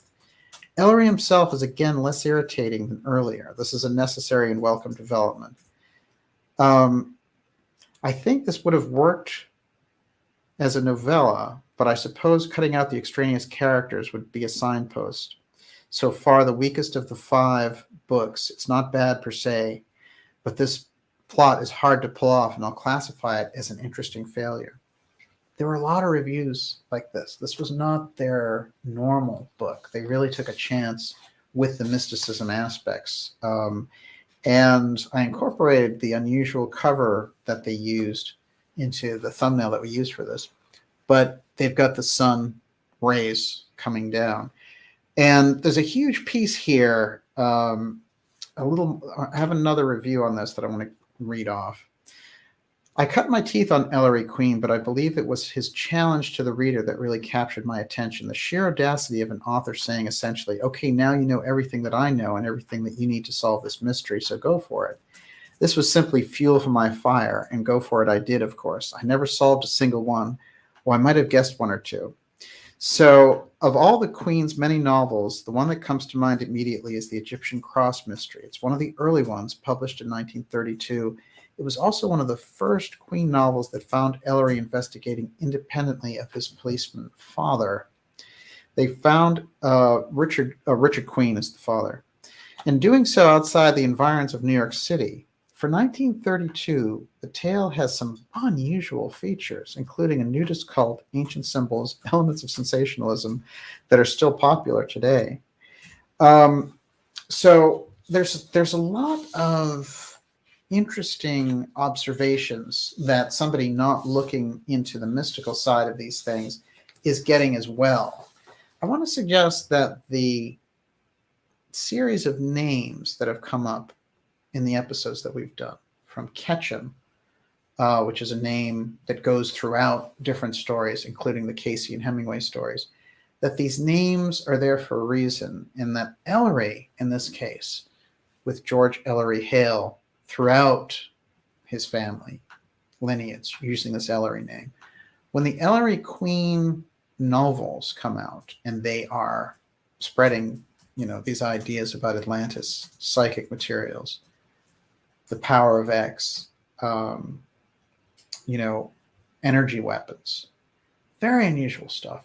There's definitely a connection if we can learn to read the name steganography that's taking place. And when we directly apply that type of knowledge to Hale, Caltech, and Hodel and bring these pieces together, we're getting a much better image of what we can do to bring these things in. And with that, Miss Olivia, I have more, but you're up. Okay, Wanasong says, I guess the crosses sound like the T-stones at Göbekli Tepe. Oh, isn't that true? Yes. And well, Göbekli Tepe that's the structure really that they told us couldn't exist because it's dated even by the establishment at 12,000 BC. And, even 10 years ago, they would have said, oh, no, you can't do that. They just found footprints actually in New Mexico, 23,000 years old. So that blows away all the theories that they've had about archaeology in the Americas. They're all gone now. Modern footprints. Yeah. So they're not like, they're of Homo sapiens sapiens, right? Yes, exactly. Well, 23,000 years ago is pretty modern. This is really ironic, though, I think, because all of that they've kept, people like, Robert Schoch and Graham Hancock and Bauval, they kept them in this kind of media pen, where they couldn't get their stuff out. And they were saying, oh, this goes against everything. And now it's just all coming out that it's true. Showing that when they want to conform or use the media and academia to just keep ideas penned in, that there's just, there's no reason to follow the media narratives on these things. There's no reason to follow the experts on these things. There's enough information for us to study these things on our own. And it was funny because they were asking some expert on CNN, and it was all about, the vax mandates and all these kinds of things. And they were like, this is what happens when people study things on their own. Literally, Unreal. Okay, so we have a lot to cover tonight. You're watching the Dark Journalist Show. This is X Series 109. We're going deep on the Sun King. And we brought in that information around Akhenaten and George Ellery Hale and the obsession that he had on the Egyptian side, including showing up just when the King Tut tomb was being opened. And there's a series of letters that he writes around this period. And his strange, shaky personality structure getting overly influenced by this obsessive search, and yet creating the world's most powerful telescopes and observatories. This is somebody that we need to understand on a totally different level, I would say. And there he is right in the middle of Caltech in Pasadena. So we're going to be taking your questions. I want to remind you to go to darkjournalist.com and sign up for our newsletter. That's the thing that's going to keep us in touch during this period with so many insane things going on the censorship side. These people don't even hide it anymore. It's like if you step out of line. Nope, they're proud of it. They catch you picking up sticks on Saturday, it's over. But if you go to darkjournalist.com, you can sign up for that newsletter, and that's going to keep us in touch. And it is a free newsletter. Basically, once a week, it's going to list and have direct links of the shows that you can go to. You can also subscribe to us there. And for everyone who supports the show, we appreciate it very much. Okay. Miss Olivia. Okay. Ratboy Genius. Any relation to the Hale of the Hale-Bopp comet fame? I haven't found him related to Hale-Bopp, but that family, the Hale piece, again, the Hales that discovered Hartford, and there's this whole thing about the stone where they were doing these baptisms that goes back to 1640. That family has a direct trace lineage to this Hale. That other Hale is a very interesting guy, but he's more modern, and he doesn't seem to have a direct link to this Hale. But it would be interesting to go further back into that. Now, here's something that is going out on a limb, I have to say, but this is really crucial I think you might remember us doing a show on Master Hilarion. This is early in the X series, maybe about the 8th episode. And Master Hilarion is the master of the 7th ray, the purple ray, and in Theosophy, and he guides scientists. But he was the founding saint of the Halcyon Temple, where so many interesting theosophists went out to California to start in 1907, after the original breakup of the Theosophical Society, with the Besant crowd going one direction, more Eastern direction, and the more original thinkers going in a different direction, like the Judge people. Master Hilarion is the root of the name, his name, Hilarion, which crosses over into hilarious and joy, is the root of Hillary, which is the root of Ellery. So Hilarion, hilarious, Ellery, Hillary. We're getting that piece again when the name comes up, Ellery. It's coming in from that esoteric theosophical side. Understanding those different masters is also interesting, I think. So much of theosophy got overblown on, the ascended masters piece. And yet, so many of those aspects, Saint Germain, the Rosicrucians, and all the rest, are absolutely 100% true. So we find ourselves in the middle of, trying to sort that piece out. Yes. Okay, I'm freaking out. Okay, because of the synchronicity. Okay. Yeah. So you and I will, okay. Craftomatic says, any relation to Barbara Hale, who played the executive assistant to Perry Mason. Right. But that's not it. What it is the next one. Where is it? Daniel Jorgensen. Okay, so Barbara Hale, who is the mother of William Catt, who played Ralph Hinckley on The Greatest American Hero of the Alien Red Jammies. That is so crazy. We just watched The Greatest American Hero. There's a piece, there's a little, I can't believe there's a segment that is really far out. There's a segment of The Greatest American Hero where he's chasing terrorists. And so this is something that just came up, but Greatest American Hero keeps coming up. It's crazy. And I heard the theme when I went to Walgreens the other day. It was like, it's crazy. What does that mean? What would the synchronicity meter read on that one? That's great. Okay. I don't have a picture of The Greatest American Hero. That is, I wanted to show that earlier. That's Hale with Andrew Carnegie, who funded the Palomar Observatory. Yes, Miss Olivia. Okay, so Phil K. Dick Film Festival says, was Hale a member of AMORC in California? And Brenda Fish wants to know, was Hale a member of the Cosmos Club? Well, a member of the American Philosophical Society, which is the kind of brother organization to the Cosmos Club. As far as we know, he wasn't associated with AMORC, but then again, with the rituals that he did, and using only men in the rituals. I have pictures of the launch of when they did the telescope. I mean, these are like the priests of the telescope. They're all in white. They're all men, and it looks like they're doing religious duty. He's obviously incorporating deep esoteric pieces. The group that he represents is never fully explained. It obviously has something to do with science and Egypt. So it gives us a pretty big clue. But officially, I don't have anything that he's a member of AMORC, which is the Rosicrucian, the more modern Rosicrucian offshoot. This is him, again, studying the sun reactions and creating that sun disk, looking for the action of the Sun King. He's trying to understand this. And in fact, he got incredibly far with his work because we understand magnetism and the sun so much better through his work alone, not to mention his incredible contribution to the theory of relativity. Yes.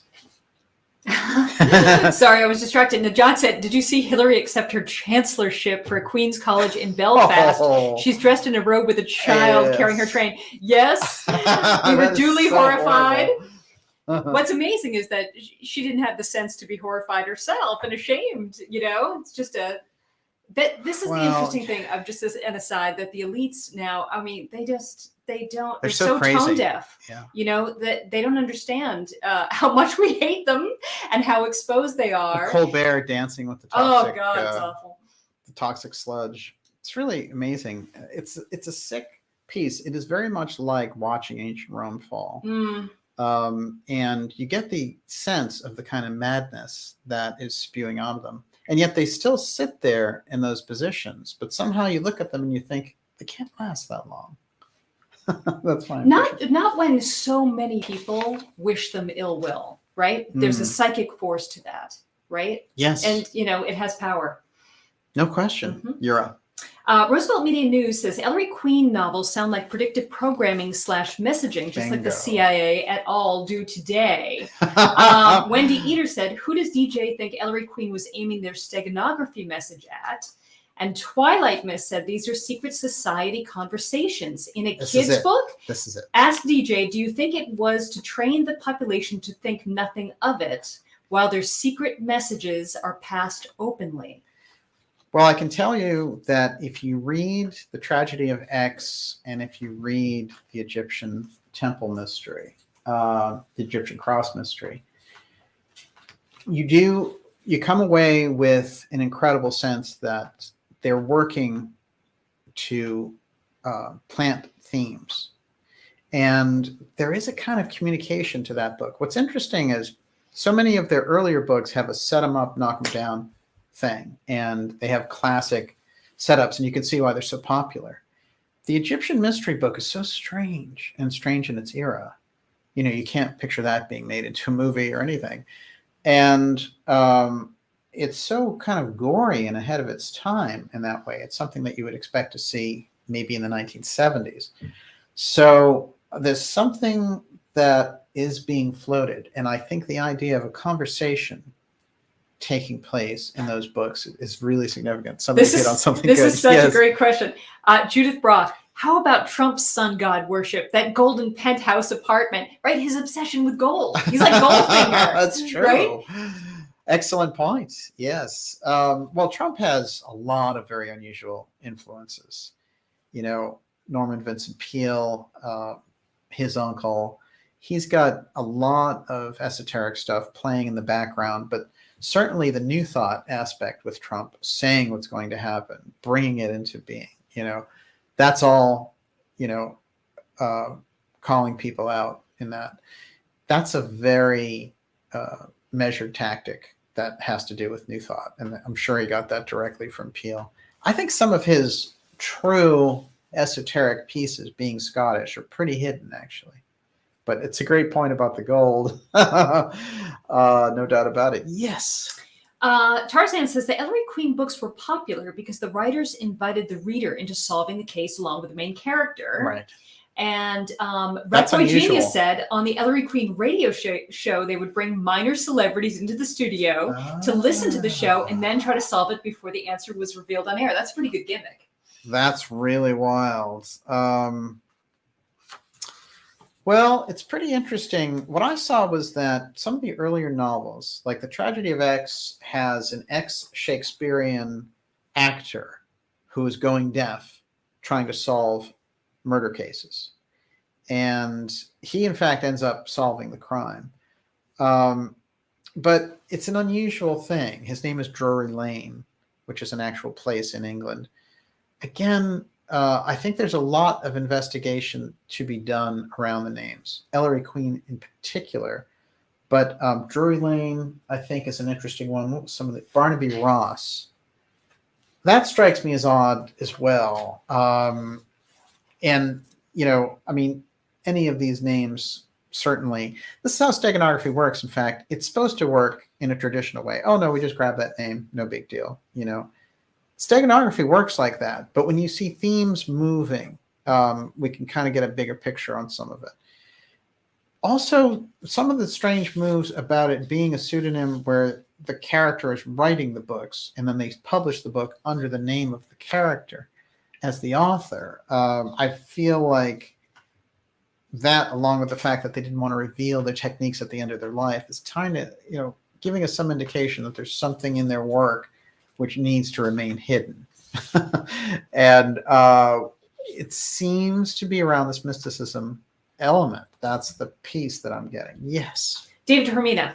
DJ, the Egyptian cross novel references Ra Harakit, which if you search the name leads to Heru Ra Ha, meaning Horus Sun Flesh, a deity from Thelema started by Aleister Crowley. Yes, fascinating. Excellent point. There are 3 or 4 Crowley style references in there. That's a really good one. Excellent on that. And also you have to see that the entire setup is kind of Crowley-ish. It has that, there are strange things happening. There's a weird group close by doing rituals. They're nudists. There's all this Egyptian imagery. It seems like there's a Satanist thread in it. So I find that really interesting. And I think Crowley is an influence on that and what they're trying to put across. Yeah.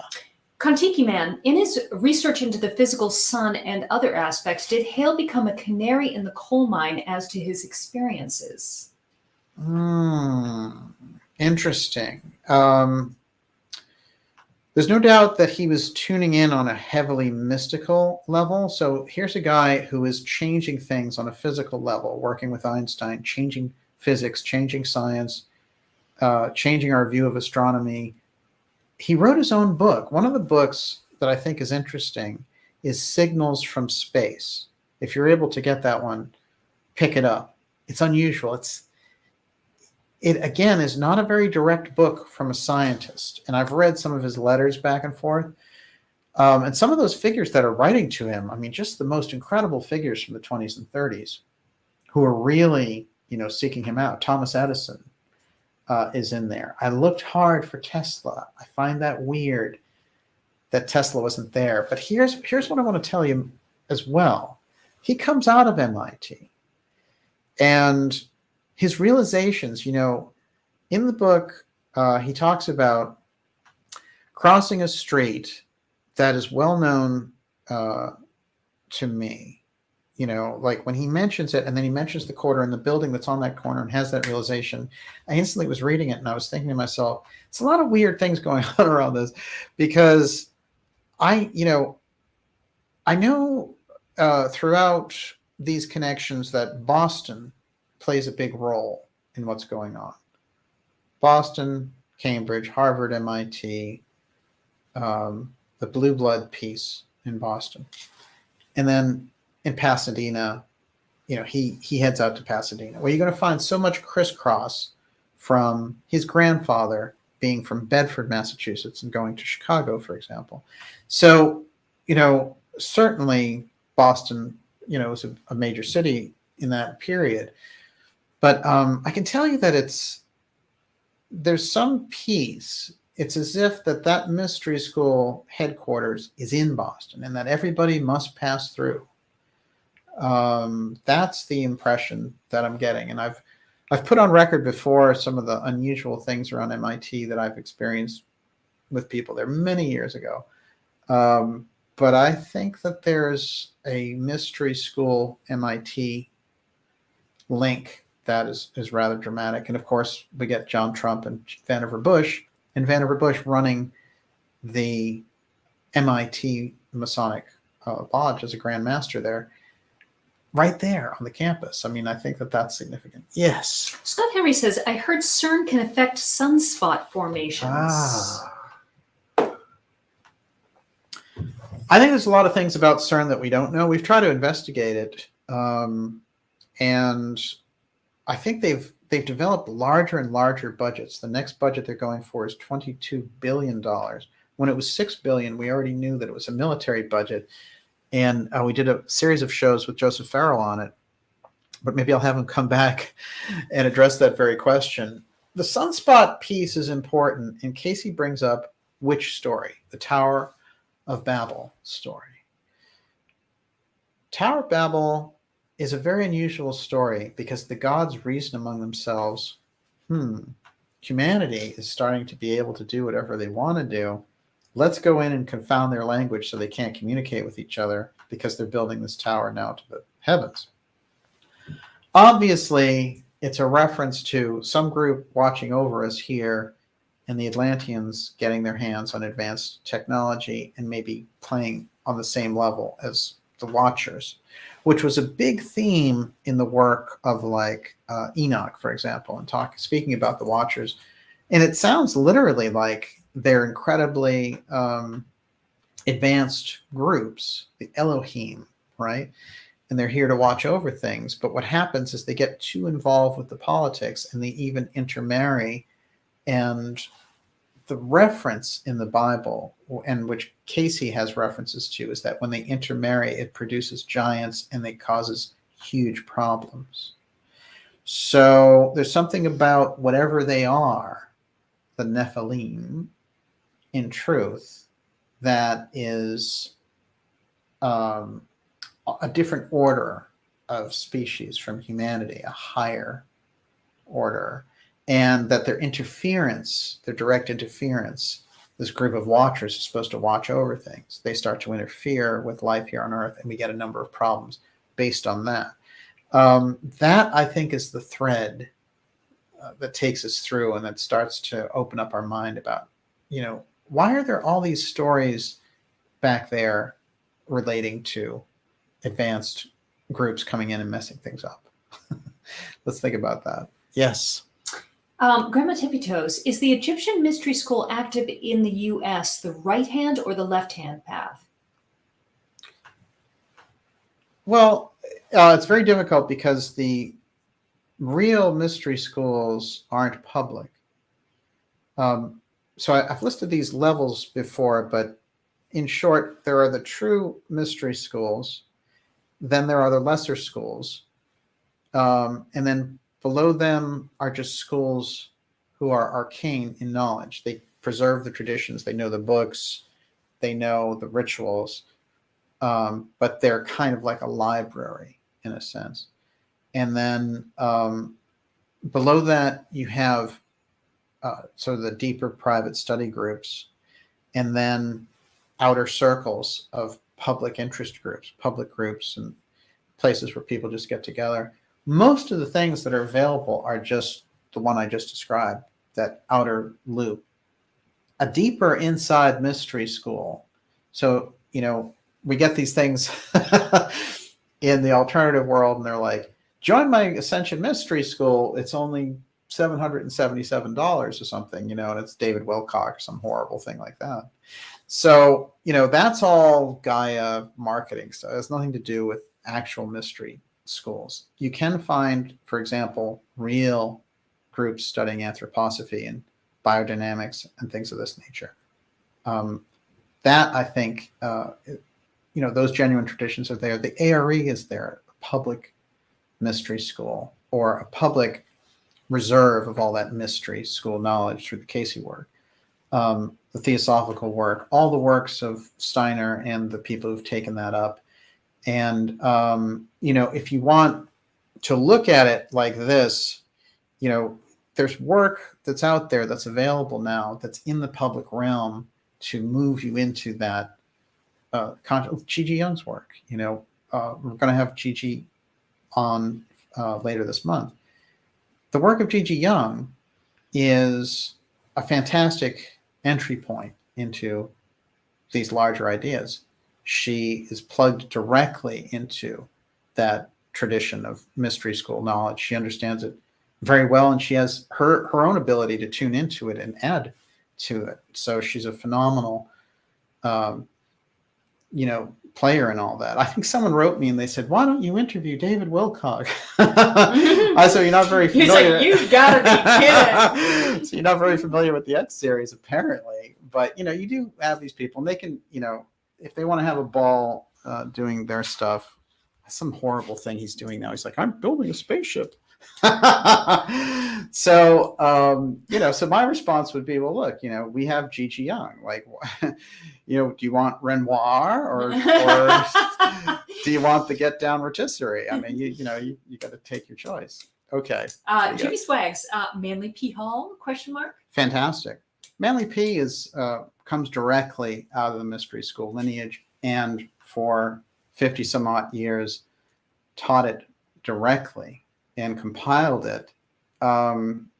Incredible interface between someone who is maintaining that line of not giving too many things away idea-wise, but bringing the level of discourse up dramatically. So he kept his pledge with those mystery groups not to reveal certain things, as Steiner did. Steiner, if you think about it, talks very openly about things that got out, that the mystery schools had kept inside. The eighth sphere is one of them, and it got out through Sinnott, who was a theosophist working with Blavatsky, A.P. Sinnott, and Sinnott revealed the eighth sphere, but in a false way, suggesting it was the moon, this is where it gets dangerous to let ideas out, because we want to think of things as, how can you point to it? The moon's the eighth sphere. The eighth sphere is very intangible, but it was such a crucial secret that the mystery schools never let it out. And one of the things that Steiner let out, which was also not let out by the mystery schools until Steiner, was this switch between Mercury and Venus, so that the ancients understood what we call Mercury now as Venus, and they understood what we call Venus now as Mercury. And they changed that for a reason somewhere, maybe the 11th century, the 10th century. And they were able to complete this. There was some reason for this switch. There's a lot of very deep implications for what that is, and if it got switched back, or so there's a lot of very, very strange things. But what they call the morning star, which is supposed to be Venus in the Bible, is actually Mercury, according to Steiner. These things were tightly guarded secrets in the mystery schools. The eighth sphere in particular, because the misuse of that knowledge, and in short, the eighth sphere, a virtual realm created by Ahriman to harvest, or the Ahrimanic dark astral force to harvest humanity. That piece, which is so crucial, was not meant to be let out when it was let out. So Steiner comes to the rescue and says, it's already been let out in a wrong way. Here's the right interpretation. So that's how we get the eighth sphere piece. And we're lucky we have it. Everyone, you're watching the Dark Journalist Show. We're going deep here in episode 109. This is the X series. And the Sun King, who is Ellery Queen? All hail George Hale at Caltech. Mm-hmm. What is the mystery connection here? We're taking your questions. We're going to keep rolling. Could I ask you to discuss what we talked about in relation to Manly P. Hall and integrity earlier today? This is interesting. So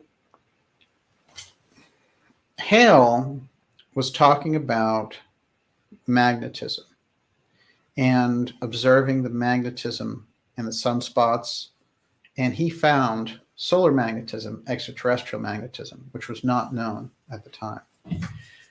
Esoterically, however, they were aware of this factor.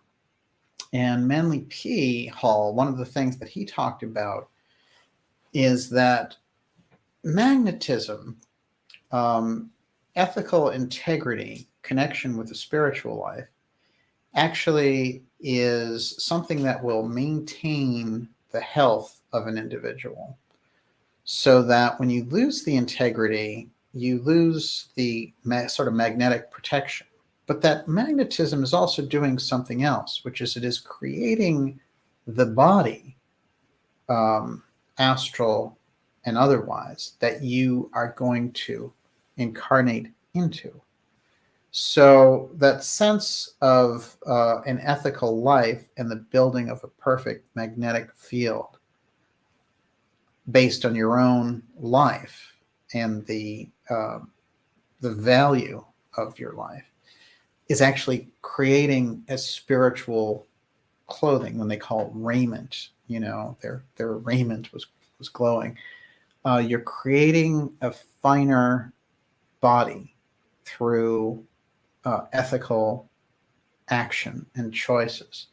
So this is something that Manly P put across. So here we have Hale, for example, looking at the sun and its magnetism and all this.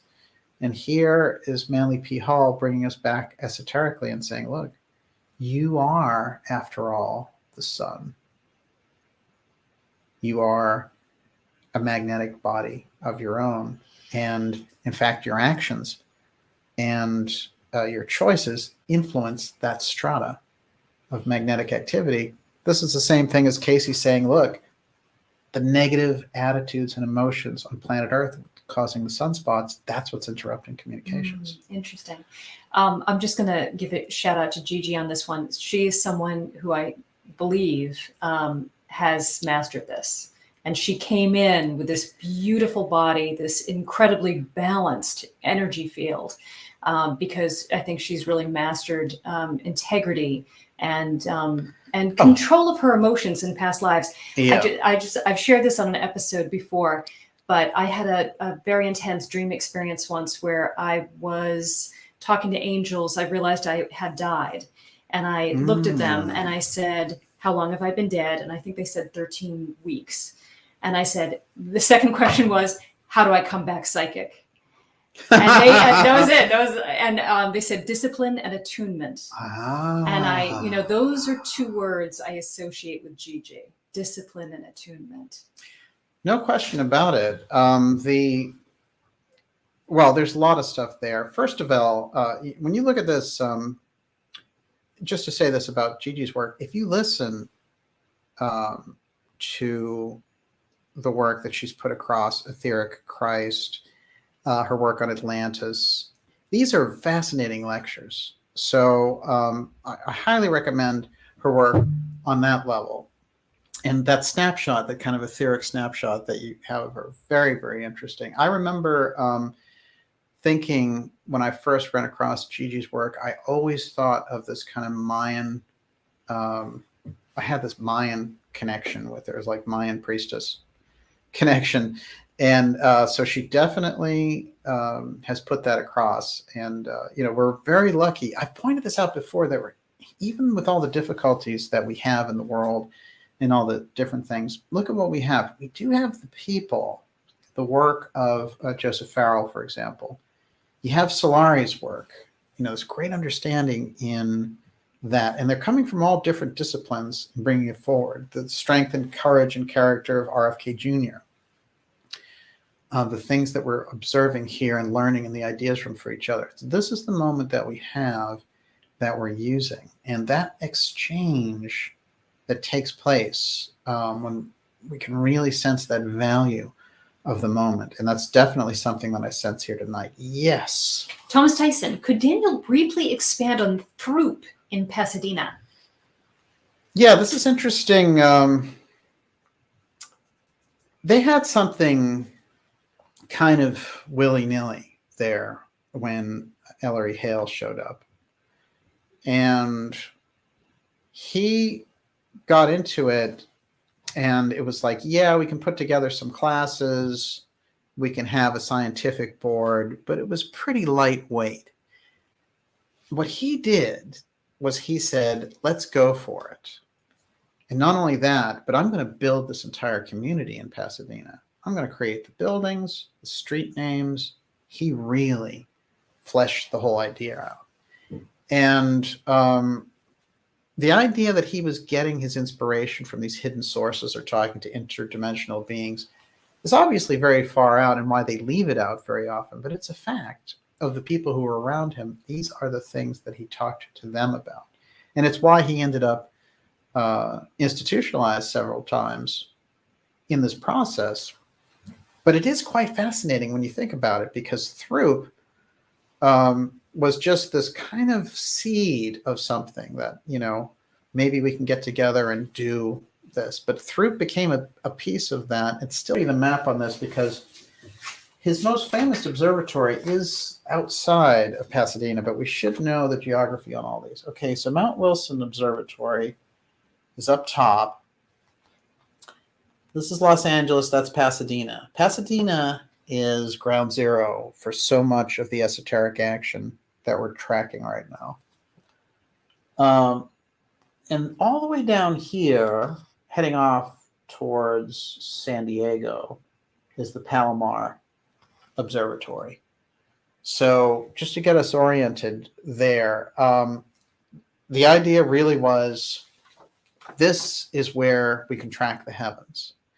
And, they had incredible, like Harvard Astronomical, they moved so many of the important pieces of the Cosmos Club observatories right here to Harvard, about 5 minutes away.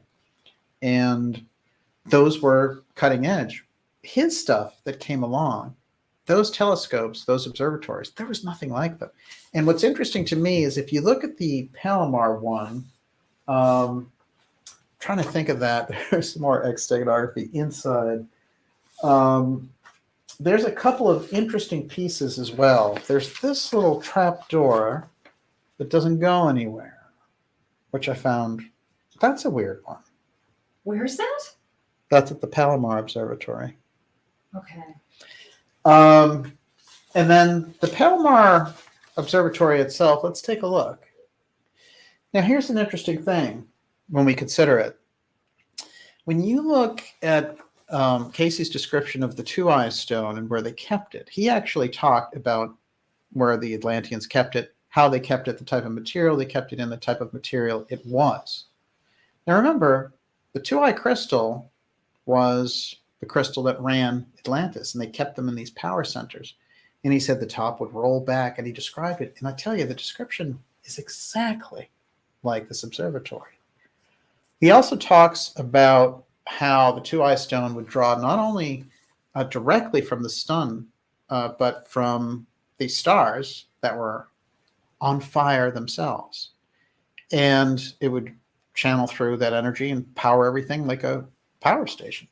Now, what's interesting also is that these telescopes and that solar observatory, what does he do? He orders quartz crystal for the development of the whole thing. So it's massive quartz crystal coming in there to build these observatories. Instantly, I was thinking, that really, the two-eye stone, Tuaoi, and we've done a lot of investigations on the root of that name. But again, that piece, the Casey piece coming through, once again, just like we saw in the beginning of the program with the Washington Post story, somehow the Washington Post was interested in Casey during that eclipse period. A couple of quick things. Oh, Thomas Tyson wanted to correct something. Yes. I did not know this. The pronunciation of Throop is Troop. Troop. Okay. Yes. Let's see. The transit of Venus in 1882 was one of these kind of major events for our friend George Ellery Hale. And I want to say this, that when you look at that, we've gone through those transits and the making of the Mason-Dixon line. Something about the Venus transit in relation to America is absolutely crucial, and the investigation goes deeper each time we run across that. But again, here we have that transit of Venus, 1882, being a major influence on Hale. Yes. Oh, sorry. So Mordecai wants to know, why do you think these people gravitate to solar deities specifically? What is it about that archetype that draws them? John Doe said something really interesting. When the sun is at its zenith, it casts no shadows. Oh, that's great. I love that. What Well, do you look, think? in ancient Egypt, the sun, Osiris is the sun, right, before the Akhenaten Aten. So life, the understanding of life after death. He he resurrects, right? So Osiris is an early Christ figure. And there's a whole branch of the teaching of the spiritual life of humanity through Osiris and Isis. You know, a very straight ahead reading is Osiris is the sun and Isis is the moon. It's obviously a lot deeper than that. But this idea of Osiris going into the underworld as the sun, in Steiner's cosmology, the Christ being is a solar being. So they are trying to raise up the life that's on Earth. They have a direct connection to it. When we sleep, they enter into our etheric body, those higher forces. So the piece that gets connected with the sun and why there's sun worship, the sun is the embodiment of those higher spiritual beings. It's not just, oh, hey, it's a primitive thing. Look, you know, the sun makes the grass grow and the natives like it, so they you know, sacrifice to the sun. No, it's much deeper principle. The solar impact, in fact, is the evolutionary leader. So the evolutionary track that we're heading towards, well, using the Steiner cosmology, the new Jupiter, New Jerusalem, is like a higher version of Earth as Jupiter. That's where the mythology goes. And the leader of that is this, what they would call Vulcan warmth. And that is the etheric warmth of the sun through this sphere called Vulcan. That's what we have in the cosmology. In the interference point, the threatening interference from the harmonic side is to prevent the solar warmth through Vulcan to have the soul evolution take place. It's an interference. And so if you look at that cosmology, we would go through the planets, just like in the mystery schools. You reincarnate in these different planets, Venus, Mars, Jupiter. You go through in different bodies. They're like classes. And then you come back to the Earth. This is how this system works. And then the way out of this system is Arcturus. That's the basic setup laid out by the schools. When you take that impression and then you move it into another level where you say, if that process gets interrupted, what happens? You throw it off. So the harmonic force is to throw off because it wants humanity to stay at the level that it's at, because if it advances, then the harmonic forces don't control them anymore. That's the battle that's taking place on planet Earth. So what happens instead is you reincarnate through a cycle into the eighth sphere. You don't realize that you've been tricked into a kind of virtual reality. And then you come back to Earth after having only gone through the eighth sphere. You're not going through the natural evolutionary chain. And if the Earth, now speaking in the grand cosmology of anthroposophy, does not complete its entire evolution and humanity through those planetary steps, the natural phase of development and the warmth of Vulcan doesn't get developed, and then the new Jupiter can't happen. That's the scenario that the harmonic forces are working on. That is what's behind a lot of the mythologies and the lessons and the things that the schools are teaching. So just to kind of give us some outline of what it is. So when we face up against the eighth sphere, you deal with the eighth sphere all the time because there's tons of propagandas like the eighth sphere. You know, there's tons of false illusions of things and things to get us thinking in a false fashion. It's Maya, it's illusion. So that is the nature of life on planet Earth, but it's amped up dramatically right now because that's the war of all against all that's being shaped up by these forces, thinking that they'll get the greatest amount of humanity into their evolutionary system. Because if they can't do that, then those forces ultimately have to let go of humanity, and humanity develops as a full-fledged spiritual being. That is, for me, the crux of, I mean, there's many lessons in between, but that's the crux of what the mystery school piece has been teaching us, that there's interference is happening. And the interference is dangerous. That's why so many of the things that we're seeing with the fascist moves on the political side feel so dangerous, because that's a piece of it. That centralization, that attempt to herd humanity and have worldwide dictatorship is entirely harmonic in its scope and in its characteristics. Yes. Scarlet Fire says, so does the sun's radiation interact intelligently with our human DNA? Makes sense. Provocateur Astrology says, how does the grand solar minimum fit into this story? Really good. And you made me think of a quote that I wanted to use from Explorer of the Universe, which is the Hale book. This is interesting. I found it interesting that when he refers to things, that when he looks through his telescope at the sun, he sees hieroglyphics.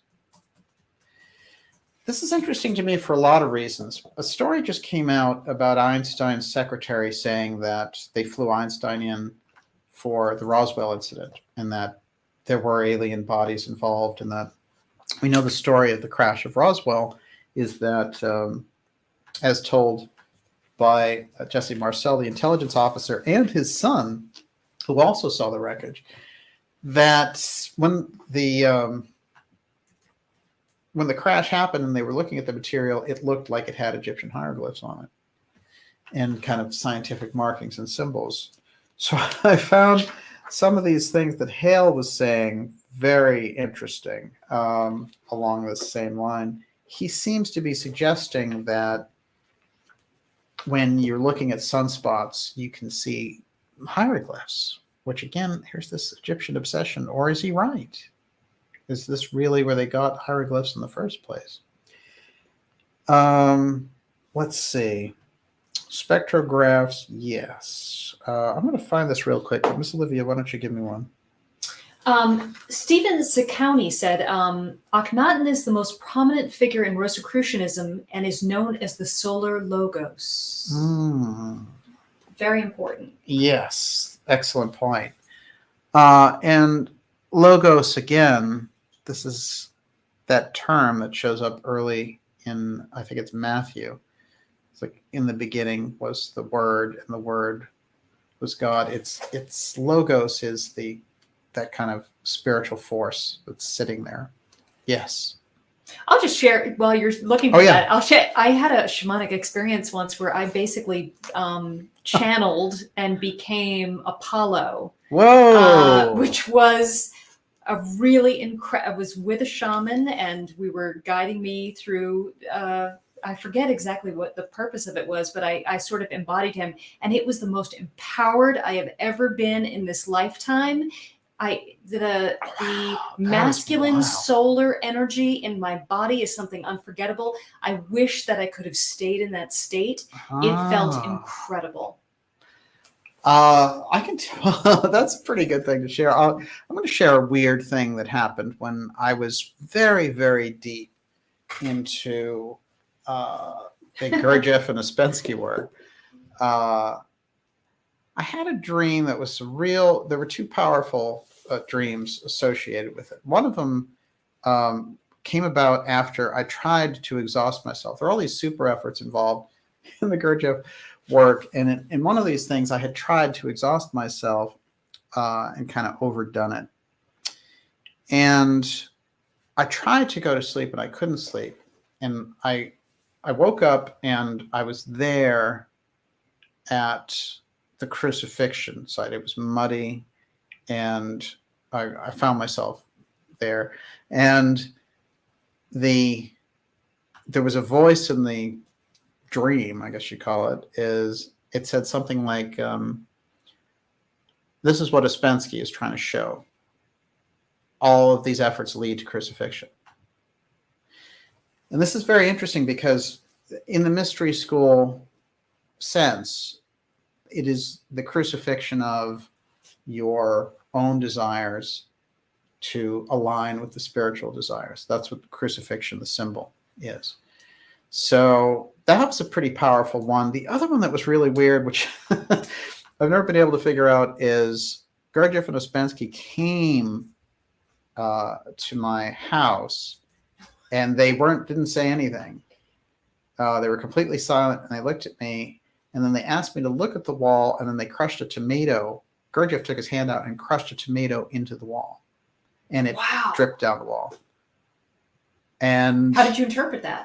I've never been able to interpret it. But since you were talking about these types of experiences, I feel like those are unusual. For dreams, they're real interesting. I'm sure there's a lot of very interesting dreams out there in the ideas room. I get sometimes when people send me their dreams, I always find that interesting because I'm big on the dream side, and I don't think we understand dreams very well. I think there's different types of dreams, by the way. I always remember there's a Casey reading where AM says, LOL, bad review from Gurdjieff. That's what I was thinking myself. Squishing the tomato? Yeah. No, it was well, that could be. I think it was about observing an action. Like this is something that's actually happening. And I didn't interpret was it about you not reacting to it? Possibly? I think it was maybe about not attention. Okay. I don't know exactly. I didn't feel there was no there wasn't any judgment in the dream. It was more like, look at this. So it's pretty good. Interesting. But yes. Okay, so here it is. This is Hale. And it's from his diary, which whatever we get, again, he has signals from space, which is in his own words, which I think is important to read. The year 1905 ended, 1906 began, and he was continuing his observations of these hieroglyphic lines. So day after day, he continued to measure and catalog them according to their behavior, but as so often happens in the history of science, interpretation of his observations proved to be anything but simple. He examined the lines of a single element in a sunspot and saw that they were not all affected alike. Quote, some were greatly strengthened or perhaps attended by broad, faint wings. The strengthening was, in fact, so pronounced that lines entirely invisible in the solar spectrum were among the most conspicuous of spot lines. On the other hand, some of the solar lines were greatly weakened or entirely absent in the spot spectrum. In addition, where the spot lines that remained unchanged, what he asked himself is the cause of these peculiarities. And then he said, he created a whole category calling them hieroglyphic lines. So here he is going on this deep trek, observing through the telescope the sunspots, and he's calling the lines around them hieroglyphic. I'm thinking that he's uncovering a real secret here, which is some of the shapes of language, some of the shapes of the alphabet and things come from the observation of the sun and of astronomical features. I find it weird that he's referring to them as hieroglyphs. Yes, Miss Olivia, you're up. Wendy Eater, what does DJ say about those who say when you die, quote, don't go into the light, it's a trick? Is it the eighth sphere trap? I don't know. I think that stuff gets too clever. It's, you have your own spiritual connection and it'll lead you to where you need to go. And you, just like in regular life, if someone on the dark side shows up to give you a ride, you don't get in. It's that simple. So you have to kind of hone those intuitions. And it is, for me, the idea of light and going up and towards it seems to be something that happens in these near-death experiences. So it seems to me a very spiritual piece. And I don't think that light is something to be repulsed by. So sometimes, when we have these things go on, people just have imagination about things, which is fine, but they just imagine, oh, maybe that's the wrong thing. So it's very individual. What you realize is we need to have a better inner dialogue in relation to deeper spiritual meanings. And I think that that's something that's missing really deeply through on the alternative side. And the mainstream side is just gone. But it's a very personal thing. But when we talk about it broadly, I think we can, as a group, bring together certain fundamental principles of inner light, inner energies, understanding, intuition. We've all had very unique experiences of something else working, something beyond our ordinary consciousness, something beyond our ordinary senses working and informing us and being there with us. And this is significant to me because it represents a secondary piece that lies right behind the realm that we observe with our senses. And I think that the more time we spend on the inside, the more inner communication we have, a better understanding we have of that. And it is a marvel, it's tapping into our imagination, but it's tapping into that deeper spiritual essence inside. Yes. Uber Fighter.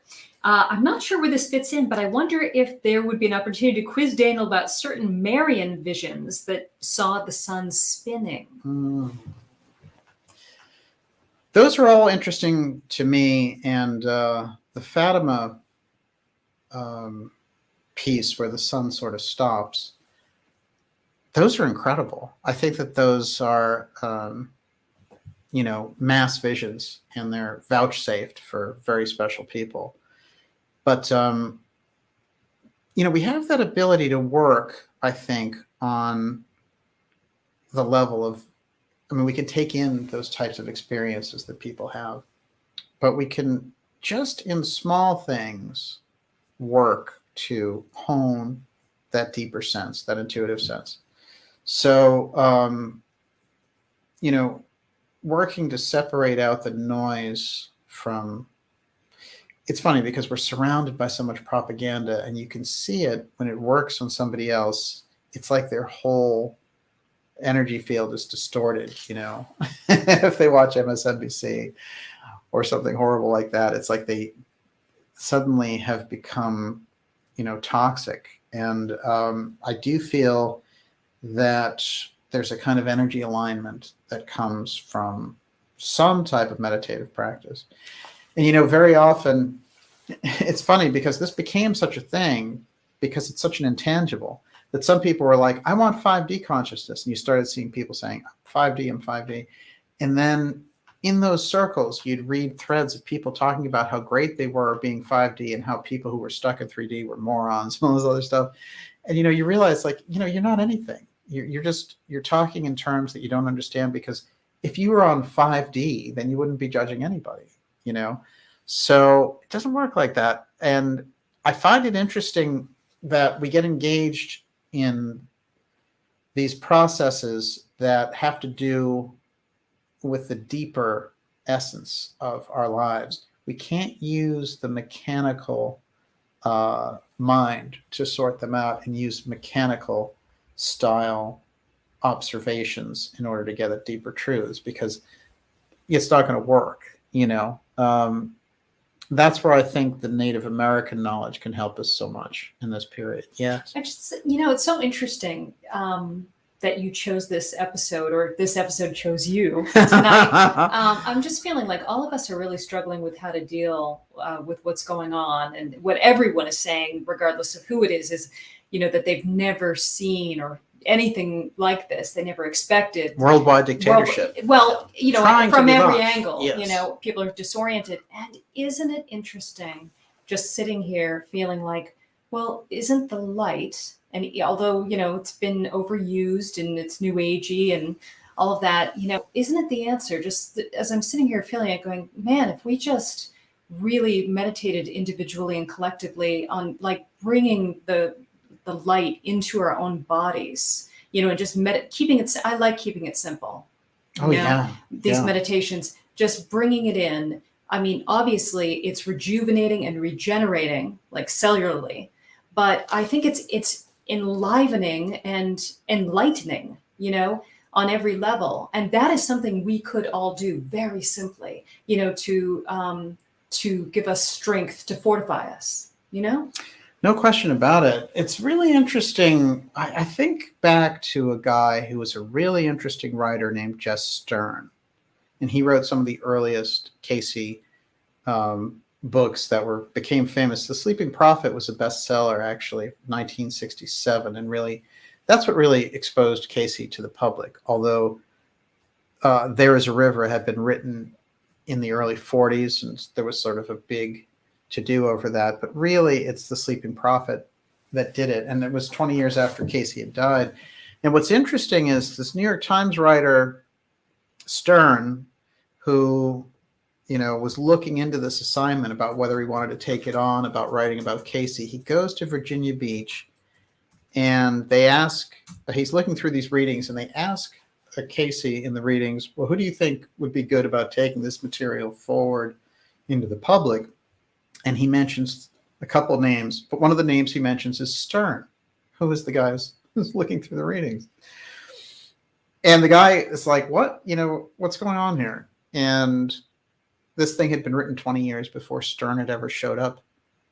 So you see the kind of timelessness that goes on in those periods. Well, there's an interesting story about, in a book called Barbarossa, where there's an account of a German soldier, and, it was the Russians were attacking, the Germans were attacking the Russians and attempting to take over quick time, and it didn't quite work out that way, although in 6 weeks they were right at the doorstep of Moscow. But they had this incredible advantage because industrially they had built all these tanks and they had all these resources, etc.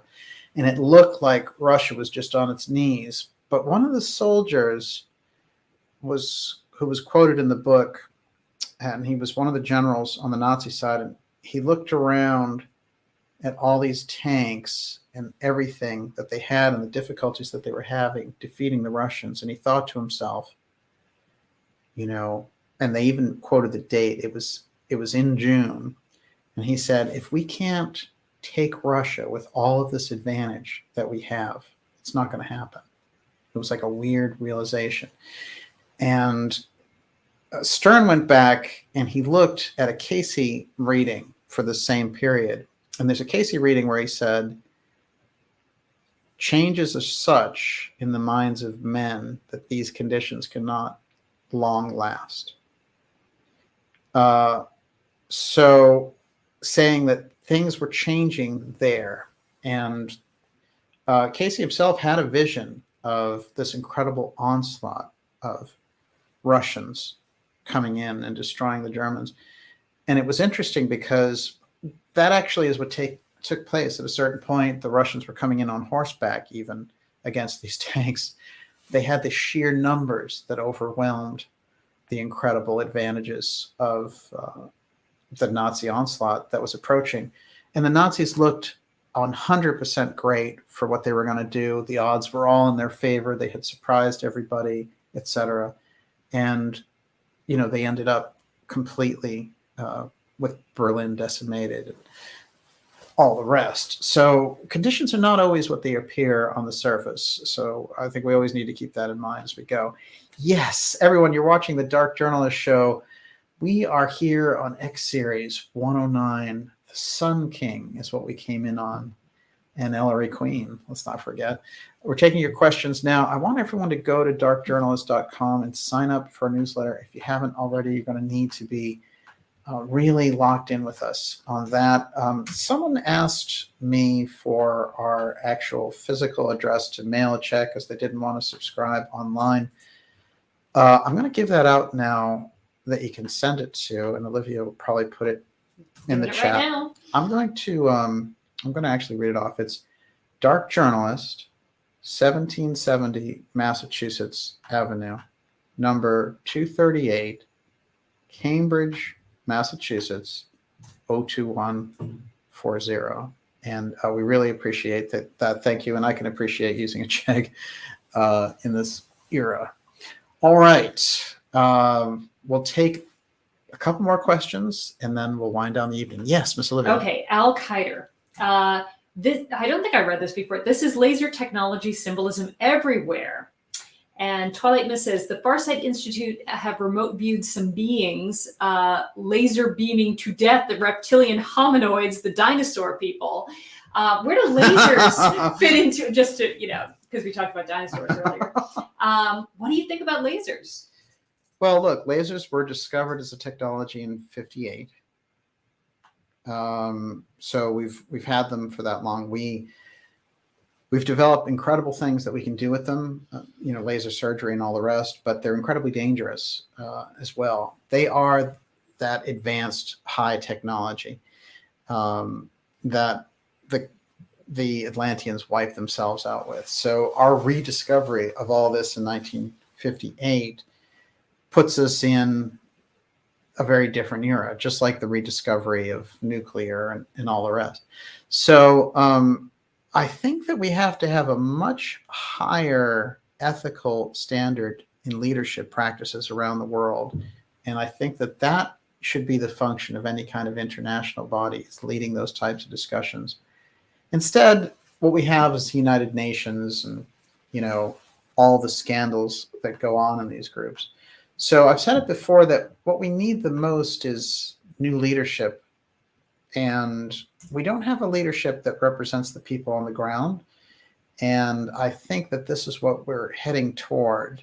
And it's going to be very different. What's happening instead is, there have always been corrupt leaders. Look at Herod, if you go back into the ancient past.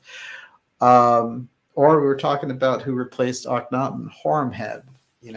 He was a real charmer. I think, what we have to say is that we're never going to be past an era. You'll always have some Kim Jong-un somewhere. You'll always have some Stepford Biden hanging out there in the shadows, waiting to, try to trick you and, steal your children. This is the nature of the kind of harvesting that takes place on a high political level. So it's not like we can eliminate that. What we can do is we can move toward that higher ideal of leadership. And it's absurd, for example, for us not to have a much more advanced conversation on nuclear weapons, because nuclear weapons, forget about all this corona junk they flew out of the Wuhan lab after they cooked it up to control everybody. Nuclear weapons, one good nuke would completely decimate an entire area and probably make everything around it impossible to grow food for 100 years. So we still are creating new nuclear weapons. We still have countries out there that have nuclear weapons. So, we've fallen dramatically since even the Reagan-Gorbachev years, where they worked a number of these things out. I think that we are desperately in need of turning the entire aircraft carrier around.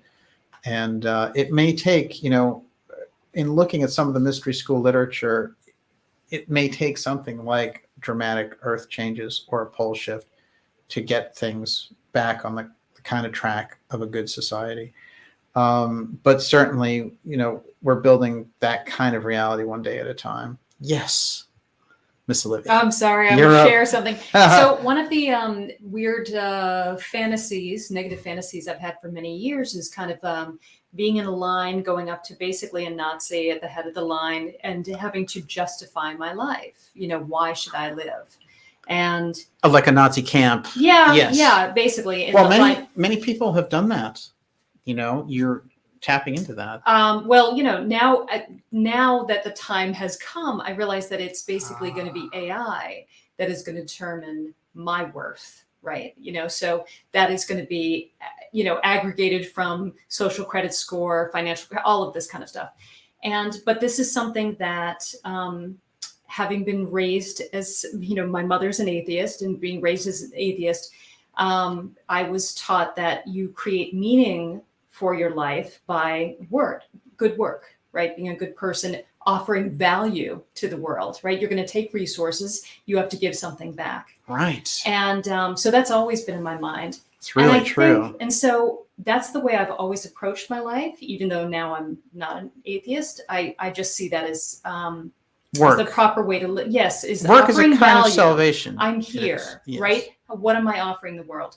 And I just think, we can always do better, right? And that this is a time when everybody is fighting for their lives. And I think that we need to be more dignified, have more integrity, be better informed, more well-spoken, and really make a good case for our existence, our continued existence, because they really see us as cockroaches. Well, and we have to prove them wrong. I would say make the case to, on a spiritual level. I wouldn't want to make a case to any authority. I'll make a case to anybody, and everybody, so it's inarguable. Well, it's very interesting too, because I think you really, you've got something there with it.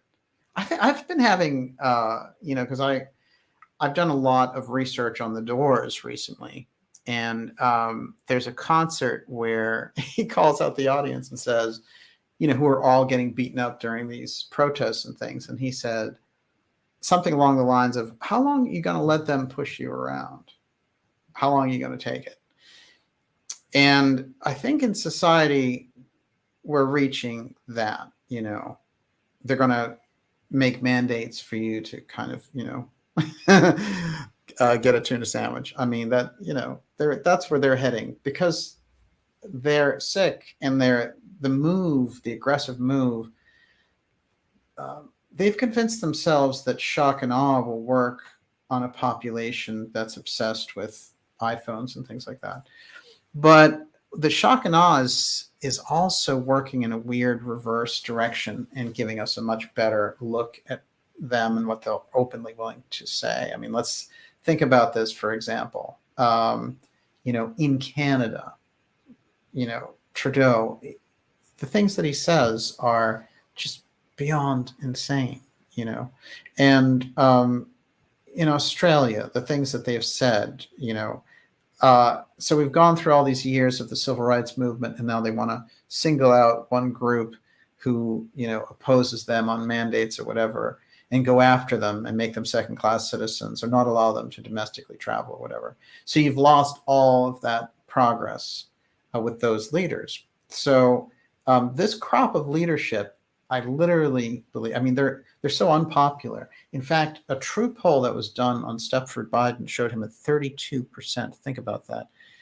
I'm shocked it's that high. It's a very small group, and they all run their personal interests and just brainwash their followers. But the rest of us need to really move, I think, in a strong direction of self-sufficiency.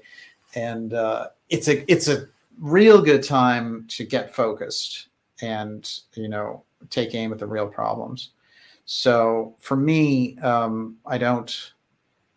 see it as an opportunity. There's nothing, I understand the challenge of it, but there's nothing, it's not a pessimism that creeps in. It's a challenge, and it is a big challenge. And for those of us, who have the ability to speak out and give that communication, I'm going to do it regardless of the platform or however we do it.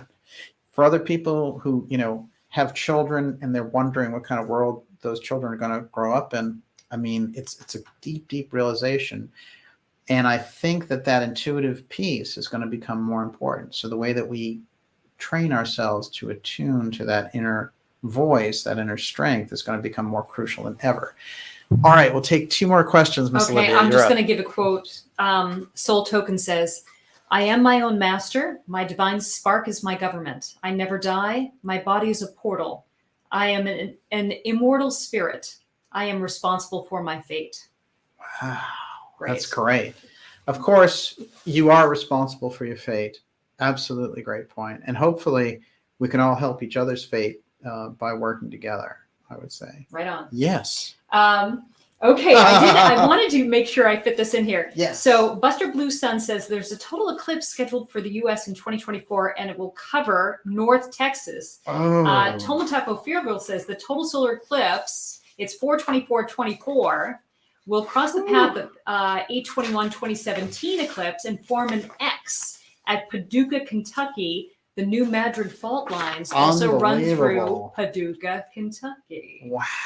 So, Kentucky has shown up a lot. You know what I find interesting, what that made me think of? First of all, I do think that the eclipses are very important. And I think the native cultures could tell us a lot more about them. But the history around that certainly tells us that it's a great time for spiritual forces coming in.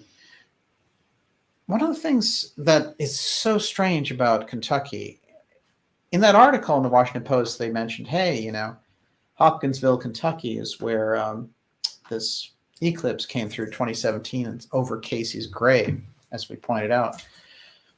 But I found out that close by to the farm that Casey grew up on in Hopkinsville is a very strange and often obscured UFO case from 1953 about a huge shootout with these goblin-type creatures. And they are some of the weirdest looking aliens. They've got like the big ears and long arms and stuff. And they have a whole family that went on record about these things just, you know, harassing them at their home. But there was a major sighting there in that period. And I was thinking to myself, isn't that interesting? When you get around Hopkinsville, Kentucky, you've got Casey and his strange vision, and now you have this very unusual UFO story with actual occupants just coming out and hanging out. Something about Kentucky, I'm telling you, it's very deep. All right, one more question. I think we have to go there. Okay, Karen Carpenter says the new lapel pin of the UN elites, etc., is a rainbow-colored sun pin. No Sheeple says, could this be the start of the United Nations and military takeover? We know they want a one-world government. No question. Mm-hmm. They have an international base for NATO inside the United States for the first time. And it's in Virginia. That's a very, that's a bad development. And I think that we need to have our sovereignty in America because America is under the Constitution. Every one of those officials, including Stepford Biden, pledges allegiance to that Constitution. The Constitution's ironclad. All of these little false dictators, you know, the LA mayor, Pelosi, and all the rest, they're all sworn on to that Constitution. So legally, they cannot violate that Constitution. Of course, they violate it multiple times, but the actual case can be made that it's the Constitution being in place. The attempt to flood the borders with those migrant caravans and things like that, and the attempt to put foreign troops in the United States is an attempt to escape the generations that have been paid into, whether it's programs like Social Security, treasuries, pensions, whatever it happens to be. That's the method that they think that they can use. So the more that we get the message out that we are aware of the game and we're aware that it's because they don't want to pay up on the missing trillion side, that can be a very significant point going forward in any of these elections and in any of the political dialogue that's going forward. What I see is one of the things that they did with Biden is he unraveled around Afghanistan. They weren't able to cover it.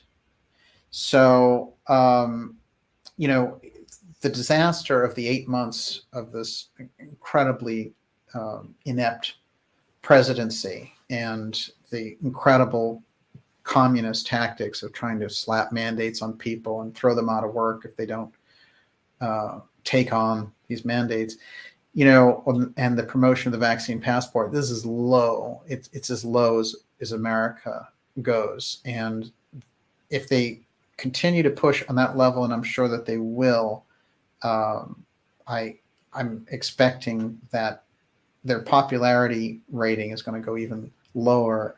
And the thing is, they're being fed by that billionaire Davos crowd that they can get away with anything. But the truth is that it's not true. So somebody's miscalculating on the inside there. It might be ugly, you know. I know there's a Bowie song that says there'll be some blood, no doubt about it. But the overreach is definitely on their side. So, you know, the more exposure, the more their plan unravels, the better it is for humanity and for American citizens. And I think American really leads the way when we look at places like Australia and the rest. It's an international crisis. It should be an international crisis. That's what everyone should be dealing with, if those people are being treated in such a way and having their democracy taken away. America can be the one to show them what's what. And it took America before against King George, and it might take America again against King Davos, you know. So this is where we've arrived, and we're looking for good opportunities to press the case in a peaceful fashion, legislatively, through the courts, through popular opinion, online, everywhere, in those interactions, one day at a time. So this is where we've arrived at, and we're going to keep those channels open. Yes, and I think with that, Miss Olivia, Yep. the Sun King, Mhm. here comes the Mhm. Sun King. We will see you next Friday back with X Series 110. We also are going to have some fascinating, and I mean fascinating, interviews coming up for you in October. There are incredible things going on, and we're going to be bringing you all of that. I want to remind you to go to darkjournalist.com, sign up for the newsletter. That keeps us in touch. It's a free newsletter, and it's going to help us with all the incredible, insane censorship that's going on. If you want to subscribe, we've kept it easy and affordable for you, and we appreciate your support. Go to darkjournalist.com and get behind the program. Of course, I always put in my plug for the great programs that are out there from our friend Alexandra at Forbidden Knowledge Fantastic. TV, ggyoung.com. I mean, you know, that's the real deal. Joseph Pharaoh, of course, the incredible work that he's doing, and Solari, RFK Jr. at children'shealthdefense.com. I want to mention also cryptagon.com, just an excellent news site. This guy is always on top of things way before anybody. It's CRYPTOGON. I'm always checking on the stories that he puts out. Really excellent. And we will be back with you all next Friday and have a fantastic I have some super Sunday. chatters to thank. Yes. Okay, Luke Walker, Yes. Robert Schneider, Jenny Blake, Jordan Banner, Alicia Hill, Occult Fan, Brian Berner, Hatman, Big Papa Pump, PRBR, Mary Stevens, Claire Cranmer, Roosevelt Media News, Daneline Herbert, VJ, Gooby Goo, Mordecai, Vlasta FF, Witch 76, and Neurosurgery Highland. Thank you so much. Wow, fantastic. We really appreciate your support, and it helps us to get these kind of programs together for you, which we're going to have a fantastic season coming up here. Let's all call it New October and make all kinds of new good things happen. That's what I'm all about for this October. And with that, Miss Olivia, I'll give you the last word. I'm going to start meditating, bringing the sun into my being and into my heart, and just radiate throughout my entire body and my astral body, and until I am a light. And that will get rid of all the sunspots that are Well, it's something disrupting better to, communication. you know, I mean, I've been, you know, watching, indulging, obsessing with, you know, I've had actually 3 windows open at a time, listening to different podcasts, trying to make sure I'm as educated as possible. And, you know, in a way I could be spending, what am I really learning? I already know all this stuff. So I could be spending my time, you know, filling my energy body up with light, you know, and connecting to the divine, and, you know, who knows what might happen then. It's true. It's true. There's a golden kind of thread there that you can be pulling in. You're always so well informed. I should say that, like, there are great people out there like America's Frontline Doctors, Simone Gold, and some of those doctors are really Robert fantastic. Malone. Robert Malone. Yeah. Just really, is it Peter McCullough? Is Yep. another one? These people are really putting their credentials on the line and helping us to bring these things forward. So Yeah, I wanted to say, let me see. Carrie Madej, she's another one. Yes, she's doing great stuff. Actually, Stu Peters is having amazing people on. Tommy Connolly said more than 5,200 doctors and scientists now have signed the Physicians' Declaration condemning the policymakers for authoritarian approaches of forcing a one-size-fits-all COVID treatment strategy. I think that's something everybody can agree on, is that we're all different, and there's different risk stratification. And, one size fits all just does not work, period. Oh my God, no. They've tried with this. This is the herding, we're going to herd people. This is one of the reasons I listened closely to Elizondo when he was coming out with the false UFO threat, because he was talking about, listen, we have to herd people from one side of the prairie to the other. That's the way CIA people talk. Unfortunately for the UFO threat group, they had a real dyed-in-the-wool CIA guy leading it, and there he was spitting out their actual agenda, which is to lead people to the other side of the prairie, because then you can. So much for that. But it is interesting when I look at it. I'd say the period that we're in, heightened awareness, situational awareness in relation to the period of time, and we're moving forward full steam and getting things really done. I really feel like together we can do that kind of thing, and with the power of the ideas room and that interaction, these are the things that I'm grateful for when we do the live show. And so it's great to have all of you here with us this evening. We'll see you next week. And, it says end broadcast, but never really ends. And thank you. Your Eurythmy is fun. Much obliged. We appreciate it. One last thing. Yes. I'm back on Twitter. Yes, right. Okay. So, and I need followers. Here we go. Now, okay. Olivia, how long did you take off Twitter? Like 8 months. Yeah, 8 months. That's pretty significant. So, yeah, it was, and I kind of regret it. I don't know. No, you did the right thing. About it. You did the right thing. So I am back, and I am back to stay until I get booted, I'm sure. So I am at Barbara Batgirl1 now. At Barbara Batgirl1. Mm-hmm. Yes. This is really incredible, and the stuff that you tweet. Because you were doing it quietly and all the rest, but yeah, I was easing back in. I didn't know if I was going to stay, but I've decided to stay. And we're starting to line up some other platforms. One of them is Telegram, and it's at Real Dark Journalist on Telegram, and the link is right in the description of the video. So we're going to have more to announce on that, but we won't drive you too crazy with it. And we will see you all next week. Thank you so much for joining us. And of course, it says end broadcast, but it never really ends. I'm going to say a few shout outs, actually. Scarlet Fire, Miguel Oniga. It's great to see you. Astro Sam, he's out there. Occult fan, of course. Kimberly Rains. Najat, it's great to see you out there. You're doing great stuff. Danielle Jorgensen, Roosevelt Media News, fantastic. Johan Wolf, Marco Zerpa, great crowd out there tonight. And the ideas room, excellent. Sam 3, thank you for joining us. Golden Dawn, I like it. Craftomatic. Ideas room, best of the interwebs. I agree with you, Golden Girl. Mr. Wolf, it's great to see you, sir.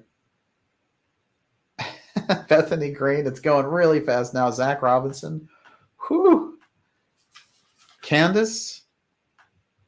Esoteric Gold. Tarzan. Eminem Matthews. Ronan Returns. The gang's all here. Thomas Tyson, way to go. Thank you, everyone. We'll see you next week, and have a fantastic weekend. God bless. Watch the movie The Garden of the Finti Continis. You won't regret it. That's a very, very good movie.